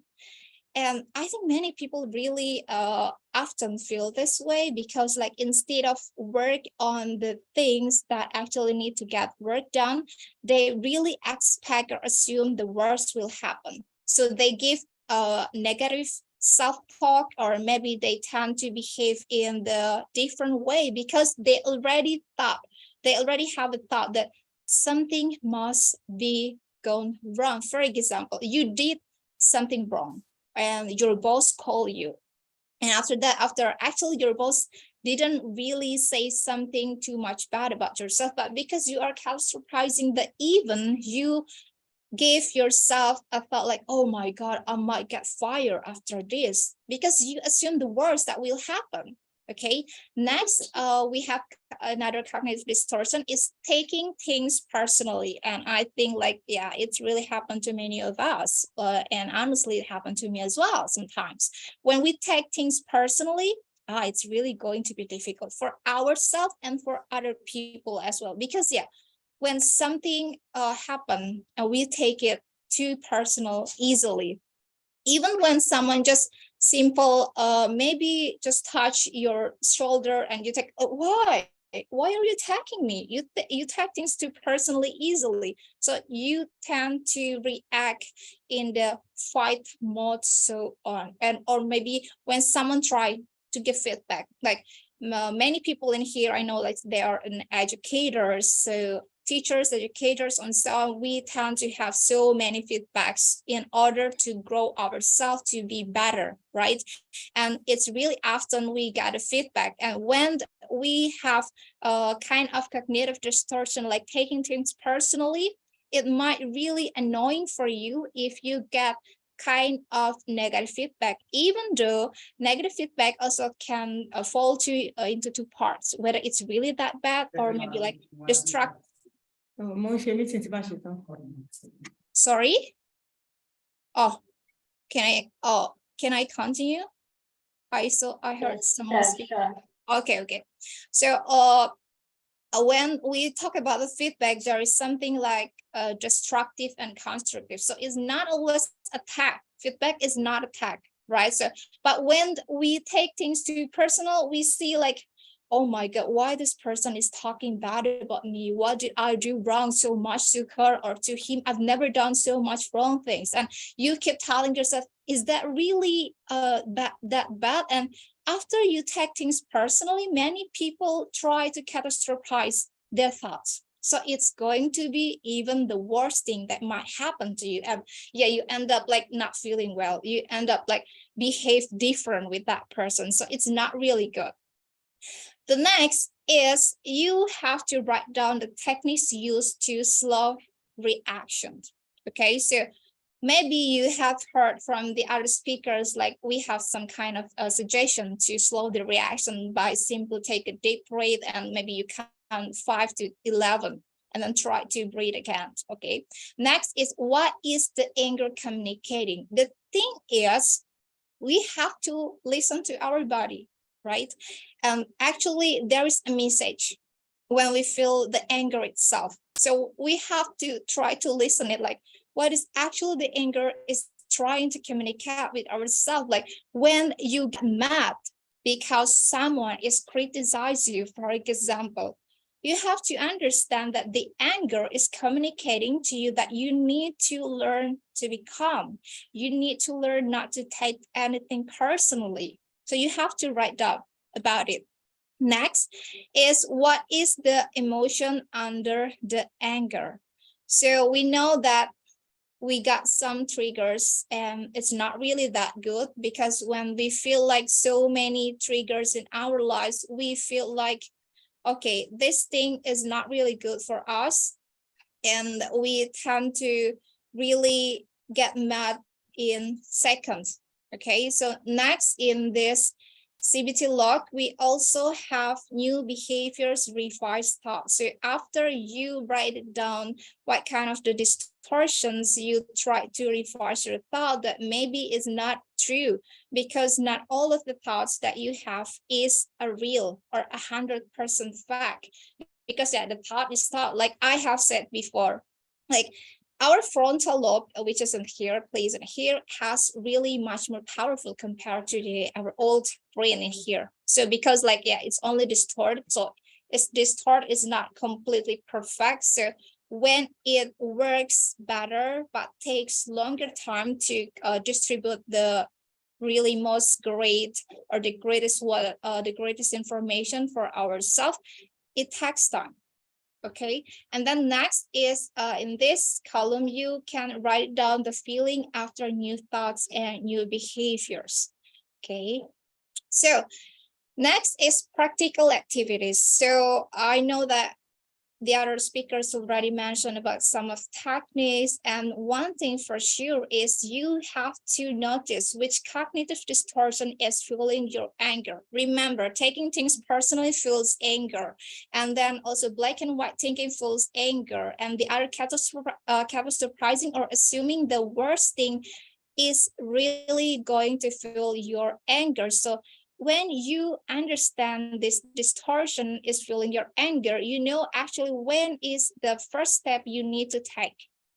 Okay, and the second one is the most famous one, like people know we need to practice diaphragmatic breathing, because yeah, when we try to take a deep breath, we actually give the sign to our brain that you are safe. We all know that we have three kind of things like fight, freeze, and also fight. So when you give your brain sign that you are safe, you're not going to react over single things that can make you mad easily. Next is think through. What is the anger telling you? Like I have said before in the CBT anger log, you have to analyze it, because when you understand which cognitive distortion is fueling your anger, then you are able to telling yourself what actually this anger telling you. Okay, so I know like many things like many distortion might happen to ourselves, but when we try to categorize it, it tends to come to the three parts, like I have said before, because when we know exactly the distortion itself, we can try to rewire our brain that all the things is not as bad as our thought, especially when you are catastrophizing your own reality. And then when you are knowing how to telling yourself what is actually the anger is telling you, it's like you are being a best friend with yourself, because yeah, your body needs to speak to you, your body needs to tell you something. So yeah, it's really going to be amazing journey, and it takes so much time for you to practice it, but it's always worth it at the end. So it might not something like, okay, I feel like it's too old to me, or maybe I feel like, okay, this is too much to me. It might seem like too much when you try to write it down, or maybe when you try to fill the PDF for the CBT anger log. But when you try to normalize it, when you try to implement it in your daily activities, it's really going to make your brain get another neurons that can rewire together stronger. So when you get angry, and then you can suddenly get recall that paralyzing. So it's really going to be great for you when you try to practice it. And remember, when you try to do diaphragmatic breathing, you can also take something like stop, take 5 thing. This is actually one thing that I have heard from someone like influencers.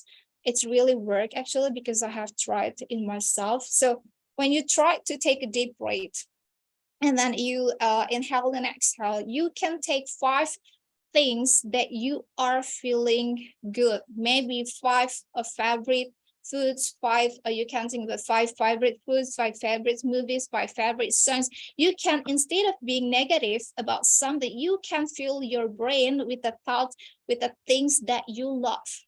Okay, so while you're taking the deep breath and you are thinking about the 5 things you love, it's really going to change your mood. And you think again, oh, what's how beautiful it is and how relaxing to have this thought. So instead of give yourself a bad self-talk, then you have better thoughts. Because the thing is, many people can be nice to another people. Like, oh yeah, they get a compliment easily, like, oh, you are really doing great, you look great today. But when it comes to the compliment to ourselves, many people really avoid it, or they tend to be so hard. That's why there is so many quotes like, don't be so hard on yourself, because yeah, it's really true. Many people try to be hard on themselves because they are trying to criticize everything, and then when they feel like too much criticize, they get angry. So when we get angry, actually we give 2 double punishment. First, we actually punish ourselves for not feeling good, for not doing good, for not behaving good. And then the next, we get another punishment, which is the consequences that we might get when we angry at something, at someone. So instead of being angry and instead of let the anger control you, it's better to try to practice it. Okay. So the conclusion in here is to change how you're feeling. You need to change how you think and how you behave. Okay, and as I have mentioned in the beginning, even though it's really true that our behaviors and our thoughts really affect each other towards our feeling, but the thing is, when we feel angry, when we feel bad about something, the only thing that you have to change for is how you think. Like, you are not going to get where you're not going to get really feel good about yourself and you just keep telling yourself about the bad thing, when you only keep yourself or giving yourself the bad self-talk. And then when you give that, of course, you feel bad and then you behave like the person that you don't want. So let's normalize, be a person that you want to be with the new behavior and the new thoughts. Let's say when you want, okay, I want to be a healthy person, then behave like a healthy person. Then think like you are a healthy person.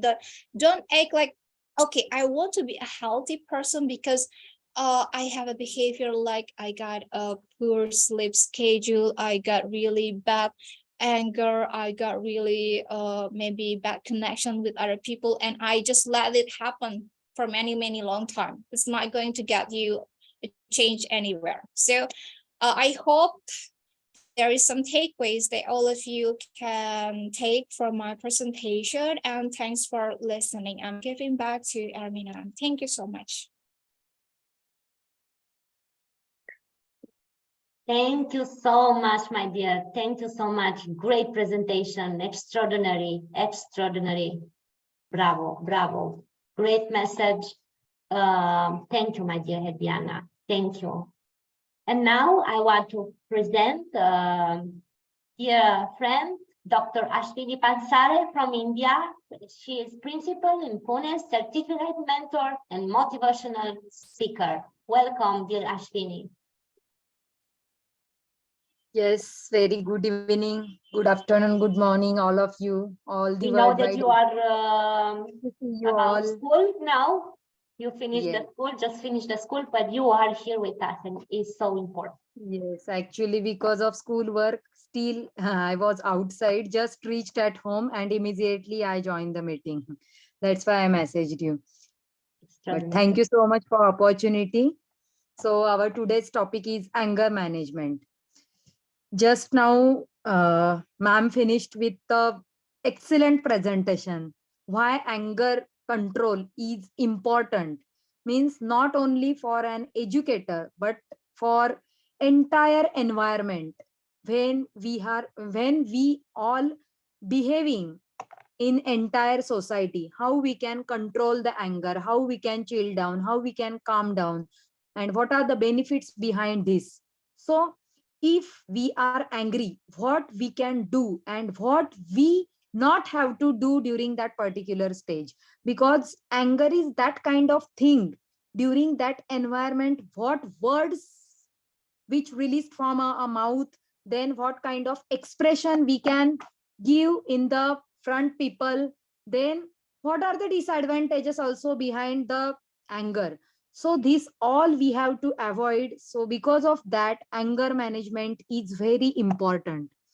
Here, Ermina ma'am, can you share my PPT, please? Esther will share now for you. Thank you so much, Esther and Ashwini. This Thank means a team, a project team. Behind a project always is a team. Yes, next slide. Yes. See, here we can see kids are there. When I am angry, I can. In the middle picture. Means when we are angry, what we are doing, even we don't know that what actions we have done or what actions we are doing during that stage.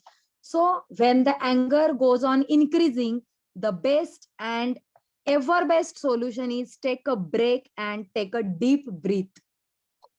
As an educator, it's a very important.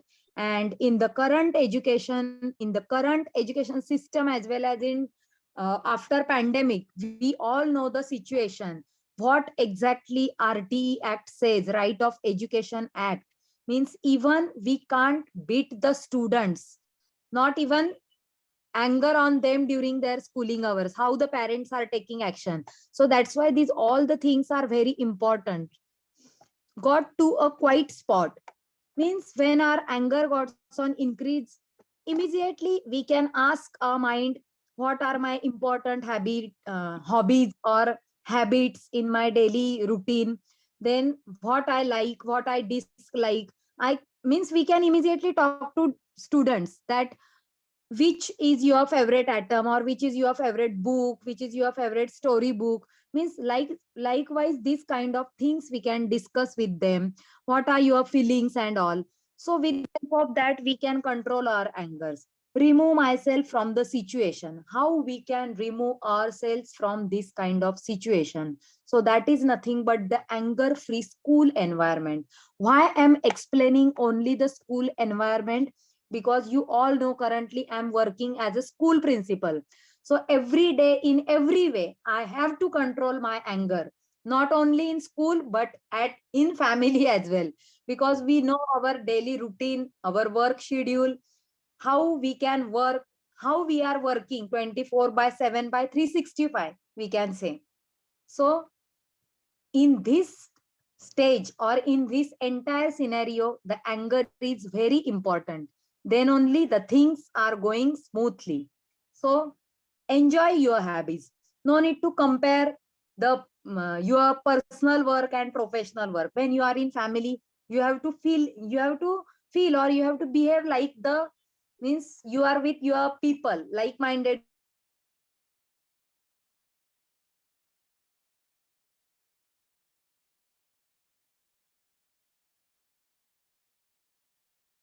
smoothly. So with the school management, administration, teaching staff, non-teaching staff, helper, entire entire peoples in your surroundings.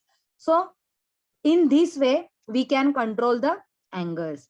Now here we can see the different slides in next we can see the different points in next slide, how we can create or how we can maintain anger free school environment. First thing is listen to me box. Because see, if one way communication is going on in the uh, school premise, or when we are in the surroundings, or when we are working with the peoples, not only working but when we are speaking, talking with the peoples, that time two-way communication is very important. What exactly the another person want to say, what exactly they want to express. So that is nothing but the listening skills. So that listening skills we have to maintain. Then display boards, what exactly we want to express, what exactly we want to explain, what kind of things you want to clear with that particular person. So that is nothing but the display boards. Here also we can see why we are presenting our PPT. Even we know the different things, different characteristics, different principles, how we can control the anger management. Here great personalities are there, but even though we are sharing the PPTs, why? Because display board is very important. So this is the one and very important characteristics from anger free committees. We know that in this kind of regular routine, or we can say, means we know our schedule, or means maybe in our family, maybe in our professional life. So anger free committees means what? When we are working with the surrounding peoples, when we are working with our administration or staff or peoples, group of peoples. So at that time, different group of peoples are working together. So that group of people working together, that time their understanding level is different, their empathy level is different, then their way of expression, their way of communication, attitude, maybe positive attitude, maybe negative attitude. Some are very short tempered. So according to the situation, that committee have to maintain the level of anger, and it may vary from people to people or from person to person, because it completely depends on that understanding level, as well as listening skill, as well as the entire skill of that particular individual have, because everyone have the different potential. We can say not a potential, but we can say uh, their habits, or we can say their hobbies as well. So how, in which way they can maintain the entire atmosphere. So it is the important role or vital role to maintain the community, to maintain the relationship building, to maintain the humanitarianism, and it involves the community. So here also we can maintain the anger-free environment. Then visitors code. Here the important characteristic or feature, we can say visitors code. Then social media, anger-free zone, CBSE no anger. We know that many CBSE resource person, or not only CBSE, nowadays we can say Diksha portal, Nishtha portal, CBSE, state, diet, all kind of portals. Everyone, uh, every board or every community is ready to present their views, their they want to share their ideas to, not only for the educators but for the students. Even educators are also lifelong learners, and as per the NEP 2020, as per the bylaws, we all know that in service trainings are very important. So in that in service training, what kind of topics they have to selected. Nowadays everyone, every national, international, state government, ICSC, CBSE, IB board, IGCSE board, everyone is facing a challenging task to handle the students after pandemic in hard seat, because now everyone have mobile phones in their hand 24/7. So some are using for their advantages, but some students are using the phones for disadvantages. So how we can control the entire atmosphere? So with the help of this kind of trainings only, we can provide them knowledge, we can change their mindset, how they can control the anger. Because with the help of mobile phone, they don't want to play the game in outside area, they simply want to sit at one place and attend the means not attend, but want to play the games or want to see the different kind of reels. Like, means social media is also that much responsible if they are taking disadvantages. Even social media is helpful for advantages, but it completely depends on how their mindset is fixed for the particular things. Here some more practices we can say.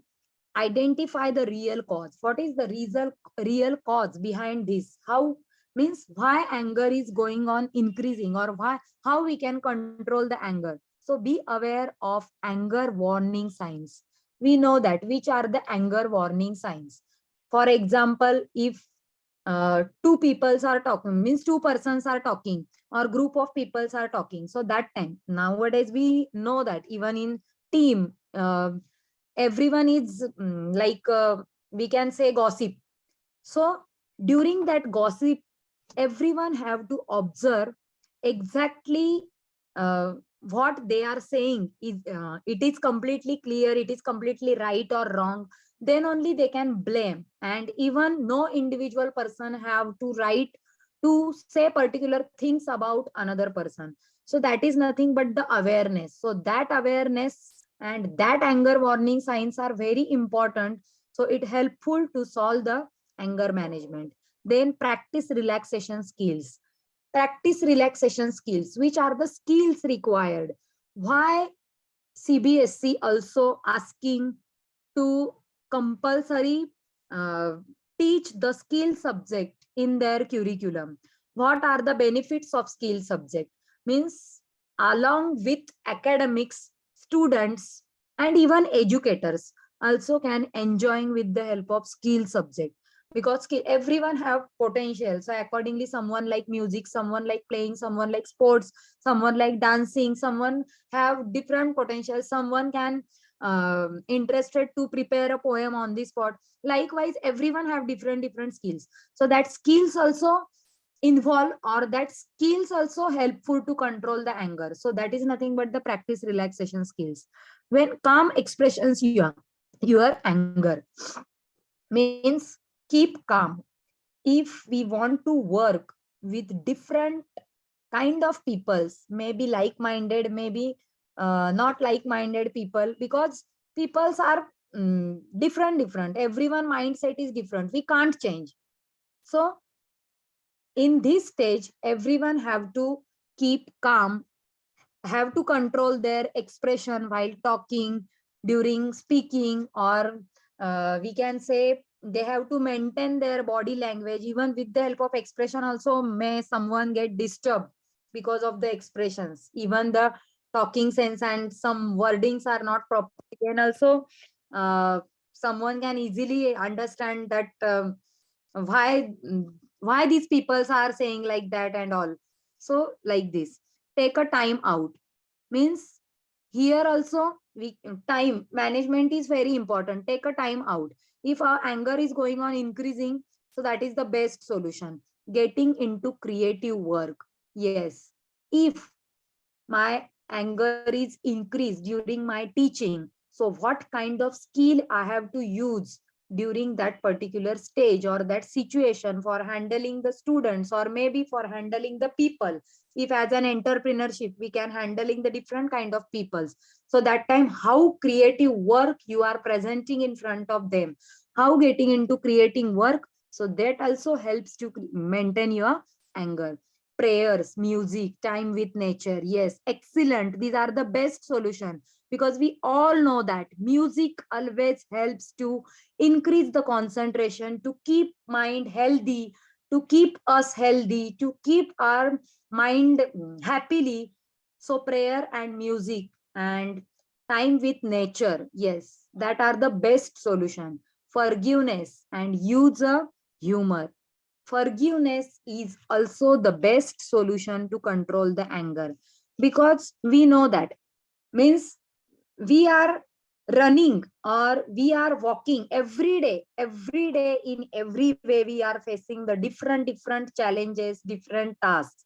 So if we keep in a mind our past things, so we can't go in future, uh, we can't run in our present as well, or we can't handle the present situation as well. Because if we not if we do not use the forgiveness for any particular person, yes, yesterday she was sent me such a kind of message, or yesterday she told me like that, yesterday same parents asking me about the same. Likewise, group of people are saying different things, but if we don't forgive them, then no use at all. So that is also impacted on our sense of humor. Okay, then always positive vibes, always self talks, always we have to see the motivational talks, inspirational quotes, inspirational stories. So it helps to control our anger. So these are the very helpful and more important practices to control the anger. With the help of that, we can control the anger management. Now here in the next slide, student level interventions. How the means which are the different inventions we can use for the students. Life skills based the pedagogical leadership and curriculum. Curriculum. Now see, curriculum is not only based on the academic major subject, but apart from academic subject, what are the co-curricular activities, co-scholastic activities, other skills, other vocational subjects, other leadership skills, how we can ask them to present at least in a group of students. So it helps to increase their stage level. It helps to increase the dare. It helps to remove the fear. So these are also the different life skills they can use or we can use in our pedagogical leadership. Helping students identify their anger triggers. We can here we can use the different kind of tricks, how we can help the students identify. Means even we know that most of the times if 20 students in a class, so out of that 20 students, 5 students so compulsory naughty students, and we know that naughty students are the role models of class. So how we can control, how we can keep the happy classroom management. So that time how we can identify the students behavioral issues. So here also if the student is means like we can say क्या बोलते हैं उसको, means अकेला अकेला महसूस करता है वो, means simply they can simply sitting and don't want to talk with other group of childrens और other group of students, don't want to play outside or don't want to means no need to learn the other things. Likewise mindset everyone students have. So how we can identify such a student behavioral issues? So with the help of mental awareness session, with the help of one-to-one counseling, so we can identify the characteristics or that particular character of the students, and how we can control the different kind of level of anger. Or sometimes students are not angry, but even though they are behaving like this, with the help of their expression, with the help of their attitude, they never respect in front person. Likewise, then next is effective counseling unit. Just now we had word just now in the previous presentation, ma'am is already told that counseling is very important. How we can say the effective counseling unit, how we can conduct the different counseling session for students. So in that we can present, we can conduct some tests which are depend on their finding the emotional intelligence, their IQ, their which kind of other characteristics like kinesthetic and intel, means likewise other types of characteristics we can identify with the help of effective counseling unit.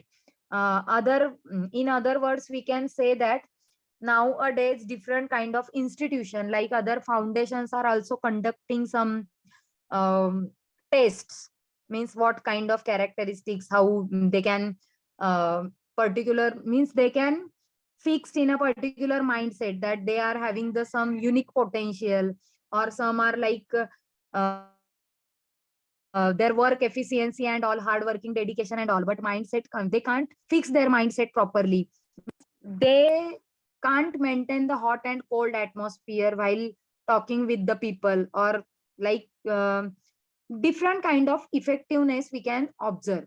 So these are the different kind of student level interventions, how we can ask them to cool down or cool down the chairs and other innovative activities.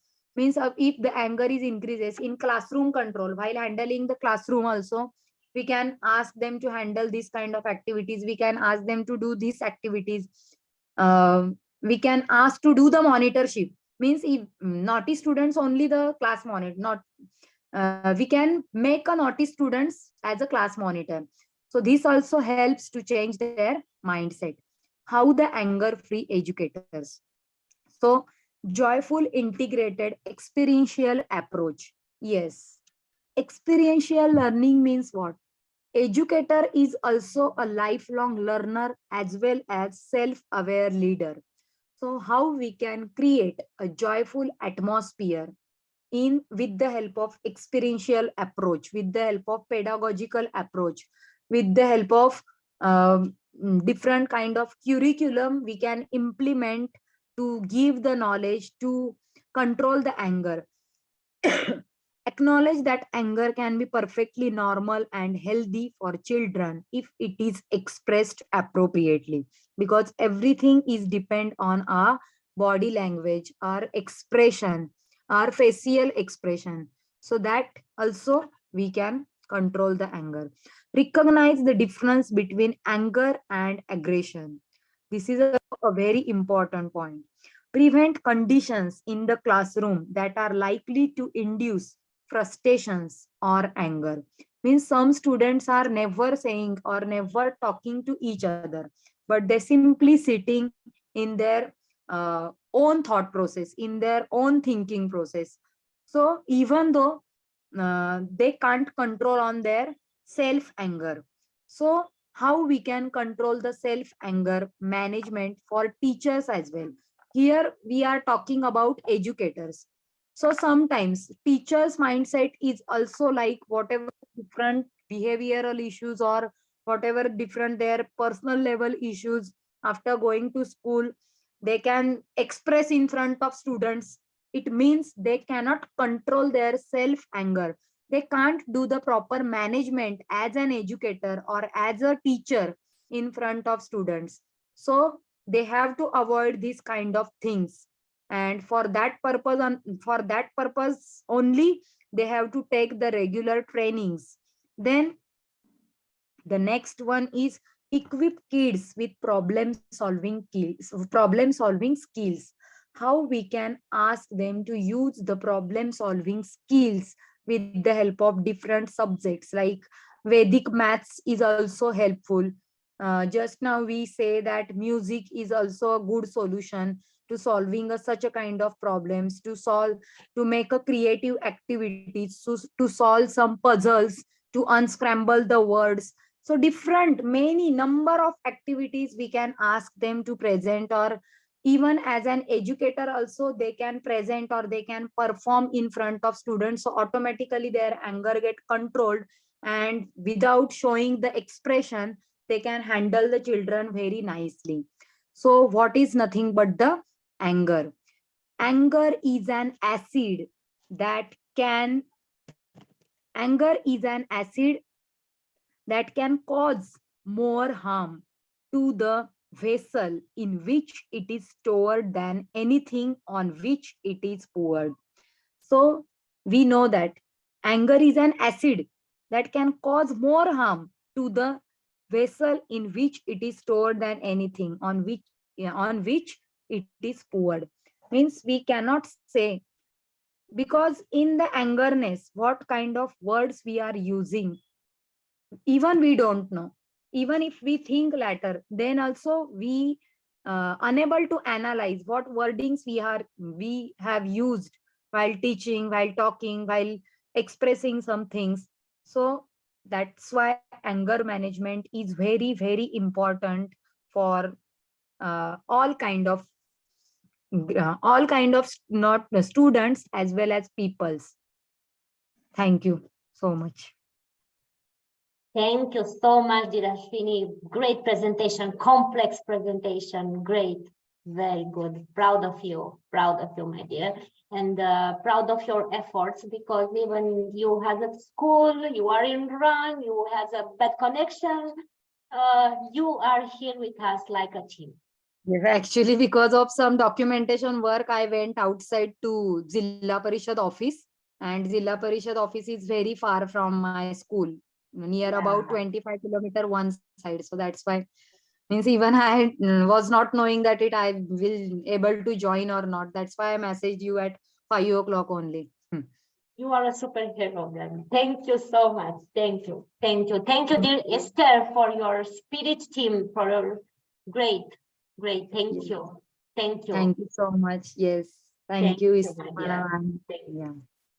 And now I want to present Another great speaker from Nigeria, Amodipe Sola Adeola, school leader, digital citizenship evangelist, applied digital skill ambassador, Microsoft innovative educator expert, a young speaker, and I believe in you, Sola Adeola. Welcome.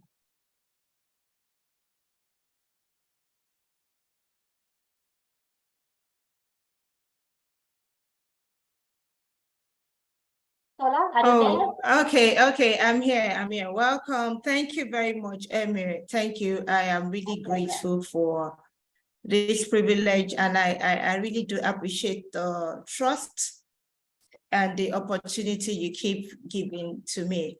And I'm also grateful to IIU and the other speakers. They've really done well by, everything that has been presented here has captured all.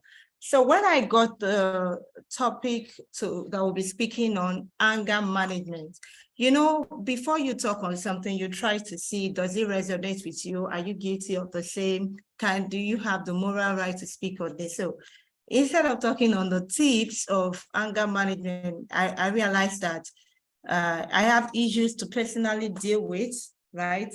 So I'm going to be coming here today to learn how to manage my anger, because it's very, very important.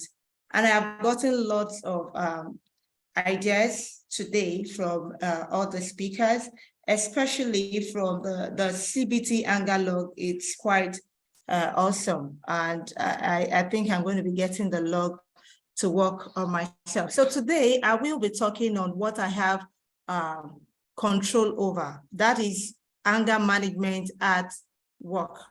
Okay, so in our places of work, we meet with different people from different homes, different issues of life and all. And anger is a natural emotion. Everyone comes to their places of work with issues that we might not even be aware of. So when they come, what do we meet? How do we manage that? And then we know that our places of work shouldn't be a place controlled by people that are angry. Can you hear me? Yes, my dear. Okay, it shouldn't be controlled by people that are angry. So how do we now manage anger in our places of work? So I'm not going to go to the definition of anger management again, because we now know that there are approaches as guidelines to help us manage our anger properly. So tips of anger management at work. Holding on to anger is like grasping a hot coal with the intent of throwing it at someone else. You are the one who gets burned. This is a quote by Buddha, and it's something I found out today. And I really think it goes deep down my soul and to the people listening to me now. So the first tip I'm going to be sharing for anger management at work is to build a professional workplace culture. So everyone should come to the organization having a positive behavior. You know that this is a professional organization. It's official. So even if you're angry, you learn to manage your anger, because the code of conduct, there are ways you should behave. There are acceptable ways you should behave in your places of work. There are ways you can behave when you're at home. So when you're in your place of work, you have to behave so well. So to manage anger at our place of work, we should build a professional workplace culture. Then the second tip is that remember that it's not personal. Some persons come to work having their personal issues even away from work, and they bring it to work.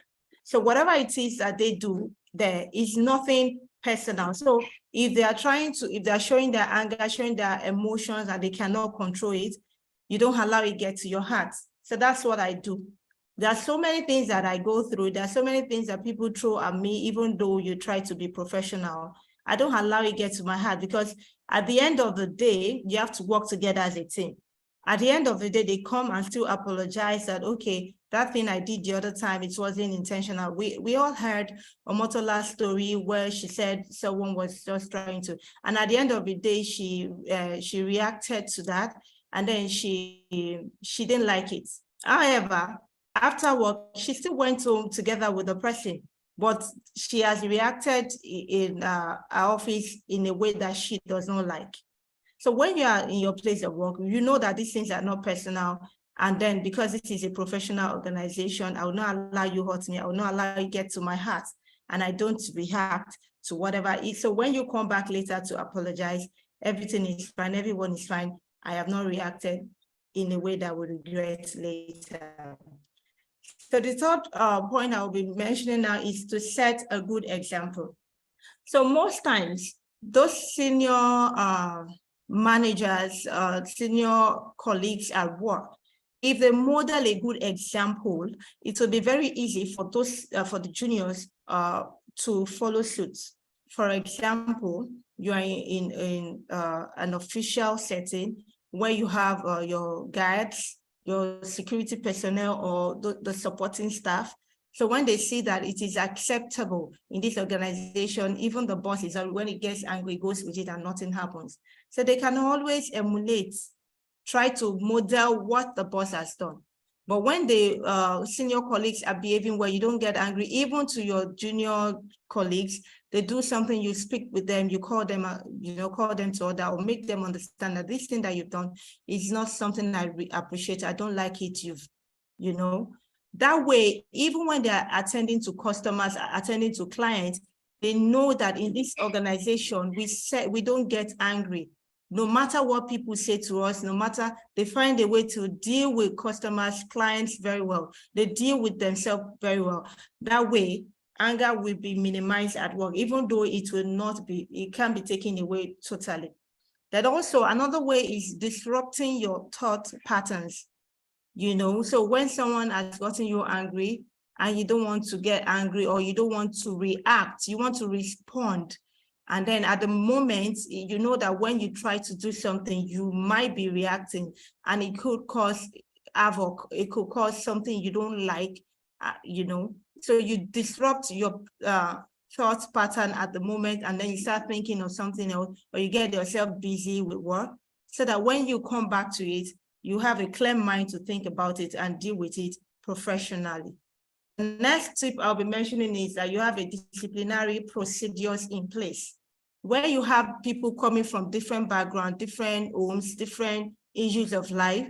So if you don't have set of rules in place that they know that if we flout these rules, there are repercussions, there are things that will follow, they would just mess up all the time. So when you have these procedures in place, when people, when you are onboarding your staff in your organization, you make them understand, we don't raise our voices here, we don't act in certain ways. If you do that, these are the things that will come. So that way, from the very beginning, you'll be able to manage the anger that could arise in your organization before it even happens. Even that way, a lot of people will learn, because someone that gets angry easily, and you know that this is where you earn your living, you don't want to get sacked because you don't have another place to go. By the time you start managing yourself, even if you don't know how to manage yourself before, you learn how to manage yourself properly. That way, you're also learning how to manage anger away from work, because with time you get used to it. The next tip I'll be mentioning now is provide training. If you don't train them, don't blame them. You provide training for them, how issues can be resolved, like conflict resolution and all of that. So people don't know that we have different personalities. People don't know that there are certain ways you can respond, and that could trigger something you don't want. So you have to train them. If you're a leader where you work, you have to train people. If you have mastery of your emotions, you can manage your anger very well. You have to train others so that everybody falls in line. At the end of the day, even if you're going to be punishing anybody for behaving in a way that is not acceptable in your organization, you have already trained them. You've given them ways they have to behave before you begin to punish them. Again, is don't try to fix a person. Like we said, Right now in my country, we have lots of issues going on for us. So many people are trying to, our currency is being changed. People are trying to get money, the physical cash is not forthcoming. People are trying to use some apps, it's not working. People have to queue for everything. So everybody is angry. Everybody on the street is angry. So you can't even fix anyone because sometimes it's not even about you.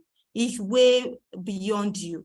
Sometimes maybe in your place of work, someone is angry maybe with the spouse or the children before coming. You can't fix the person. You can't. You can only advise. You can only suggest ways the person can behave better. But believing that you can fix the person is going to cause more harm than good. The 8th tip is that you address behavior. So when someone behaves in a way that is not acceptable in the organization, we don't sweep it under the carpet. We don't pretend as if we've not seen it. We don't act as if the person will come around. You address the behavior when the person comes down. You have behaved in this way. It shouldn't be done. It's not acceptable. These are the things that comes with it. You address it head on so that the person knows that, okay, this thing that I've done, I am not supposed to behave like that. And every time I behave this way, it comes with a price. The 9th tip is that be empathetic and understanding. You should show empathy with people. A lot of us have mentioned while we were speaking today that empathy, you try to understand the reason why Nofika was presenting her anger log. She mentioned something that you have to understand the reason behind the anger. Sometimes it could be sending a message to us, you know, so you try to be empathetic and understanding. Even if you're going to be addressing the issue, try to work in the person's shoe. Okay, fine, this has happened to you. We understand. It triggers emotion, fine, but you know, you're not supposed to behave this way. I understand with you and all. And the person feels safe. That is how the person can always come back. Okay, look at what is happening. Confide in you that I don't like what is happening now. And this is something that could trigger the anger emotion in me because the person feels safe with you. Then the last tip I'll be mentioning here is that anger management therapy. At the end of the day, when you realize that there is someone that can't manage the anger emotion in the person, then maybe the person should be directed to have a therapy on anger management. Because some people, it's not their fault. It's way beyond them. They have gotten so used to it that they don't even understand that, okay, I am getting angry unnecessarily, or I am not supposed to be angry, or it has really eaten them up that they need help. So at that point, when we see that it has gotten to that point, our mental well-being is so important to us where we work, because when we are not mentally okay, we cannot give our best to our place of work. So the person should be referred to have a therapy section with a specialist. Okay, so thank you very much for listening to my contribution on anger management. I am Sojibra. Thank you. Over to you, America. Thank you so much, dear Sola. Extraordinary, super presentation. Thank you, and I love your background. A good idea for next time we can share our flag country in background. Great, great. We are all together here from different corners of the world. That means that we don't have boundaries in education. The education unites us. Now I want to pray dear Maha, if she is here to say some words. Maha, are you there? Dear Charles? No, I think they have problem with connection. Thank you all for joining us today. God bless you all. I hope you feel good with us. I'm here. Oh, great, dear Maha. Sorry, but Maha? Yeah, sorry, just speaking without keeping muted and speaking. That's why you weren't able to hear me. I would like to thank all our speakers for today. Really, it's amazing and beneficial. We would like to thank you also, Armenia, for being wonderful all the time. so nice, my dear Maha, so nice. Even you always, you have a lot of things to do. You was present here. Maha is the president of council, the IIU Development Student Council. To listen to all of them, really amazing and beneficial sessions for today. With a big number of expertise from different countries, we are really honored to have you all with us today. This is a team. This means a team. Is extraordinary. No words, no words. Thank you, my dear Maha. Sir Charles, did you hear us? Sir Charles? No, he's not. I think he has a problem with connection today. Yes, he had problem with connection, but also he tried to be with us, and it's so important. It's so important. Let's see now. Thank you all. Thank you, my dear Maha, for your kind words. Thank you so much. Thank you all for joining us today. God bless you all. I hope you feel good with us. Life offers us different experience, negative emotion, pain, suffering, negative emotion, hide unsatisfied needs. It's important to understand what emotion we feel, to accept changes in our lives, to identify unmet needs, and learn to express emotion with respect towards ourselves and others. Control your anger before it controls you. For every minute of anger, you lose 16 seconds of happiness. And now I want to end this beautiful moment in the rhythm of cheerful song. The AMP session feat Benson Joel, Freedom. Why freedom? Because freedom is a philosophical concept, the meaning of which could be summed up by the simple words, no constraints. Freedom, I liken it to a friend hanging from somewhere from above. You carry yourself up on it to heaven, participated in the act of spiritual enlightenment as a human being, or you can descend into the darkness. It's just our choice, just our choice. And now let's listen this song.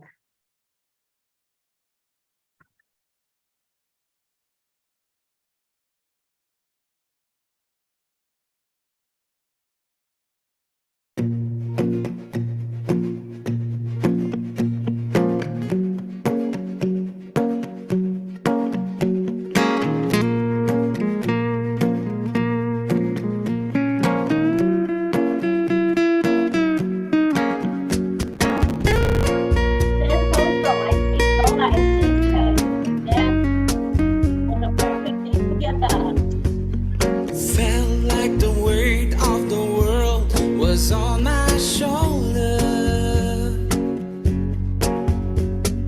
Pressure to break or retreat at every turn. Facing the fear that the truth I discovered.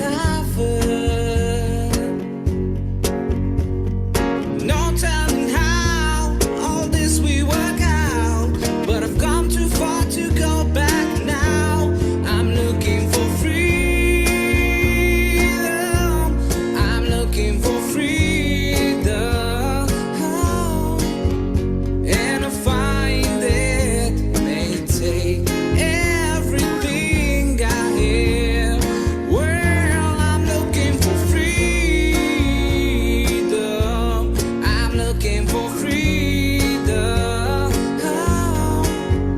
And I find it may take everything I have.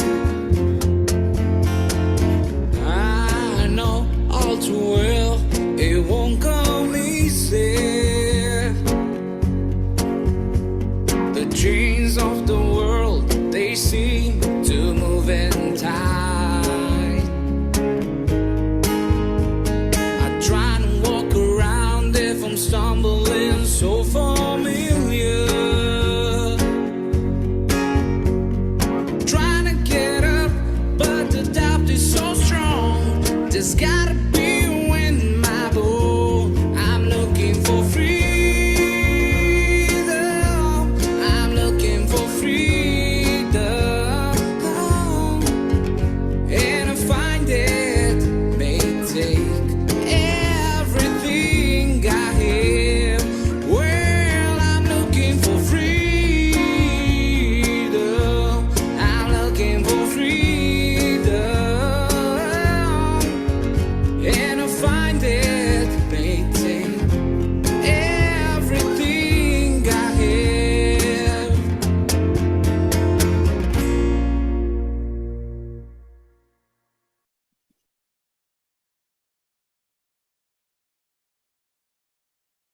I'm looking for freedom. I hope you like this song.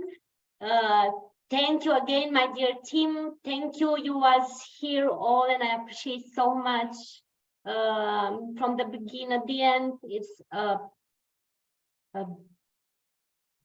it's very, very interesting and very nice, because I say always behind a project is a team.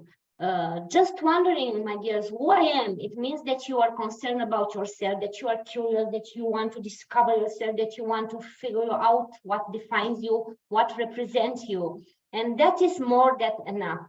You are enough. You are infinite. Be yourself. See you in with a great topic. I am really happy. This word is a stage. Wait you, all team, wait you. Thank you so much. Thank you, team. Have a great evening. Thank you. Proud of you all. Thank you, Bravo. everyone. Wonderful session. America, I'd like to say something. Yeah. Maybe another time you understand. So we feature our country's music. Some other time, maybe Indian song.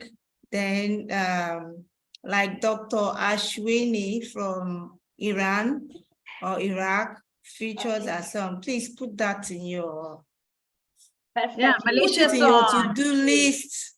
You know, Malaysia song very nice. Yeah, Anak Malaysia. Yes. But must be song. Yeah, we should from the from. Put it in your to-do list, America. Thank you. Thank you. Thank you Fantastic. so much. Thank you so much. Have a great evening. Goodbye. Bye. Hugs. Thank you. Be yourself.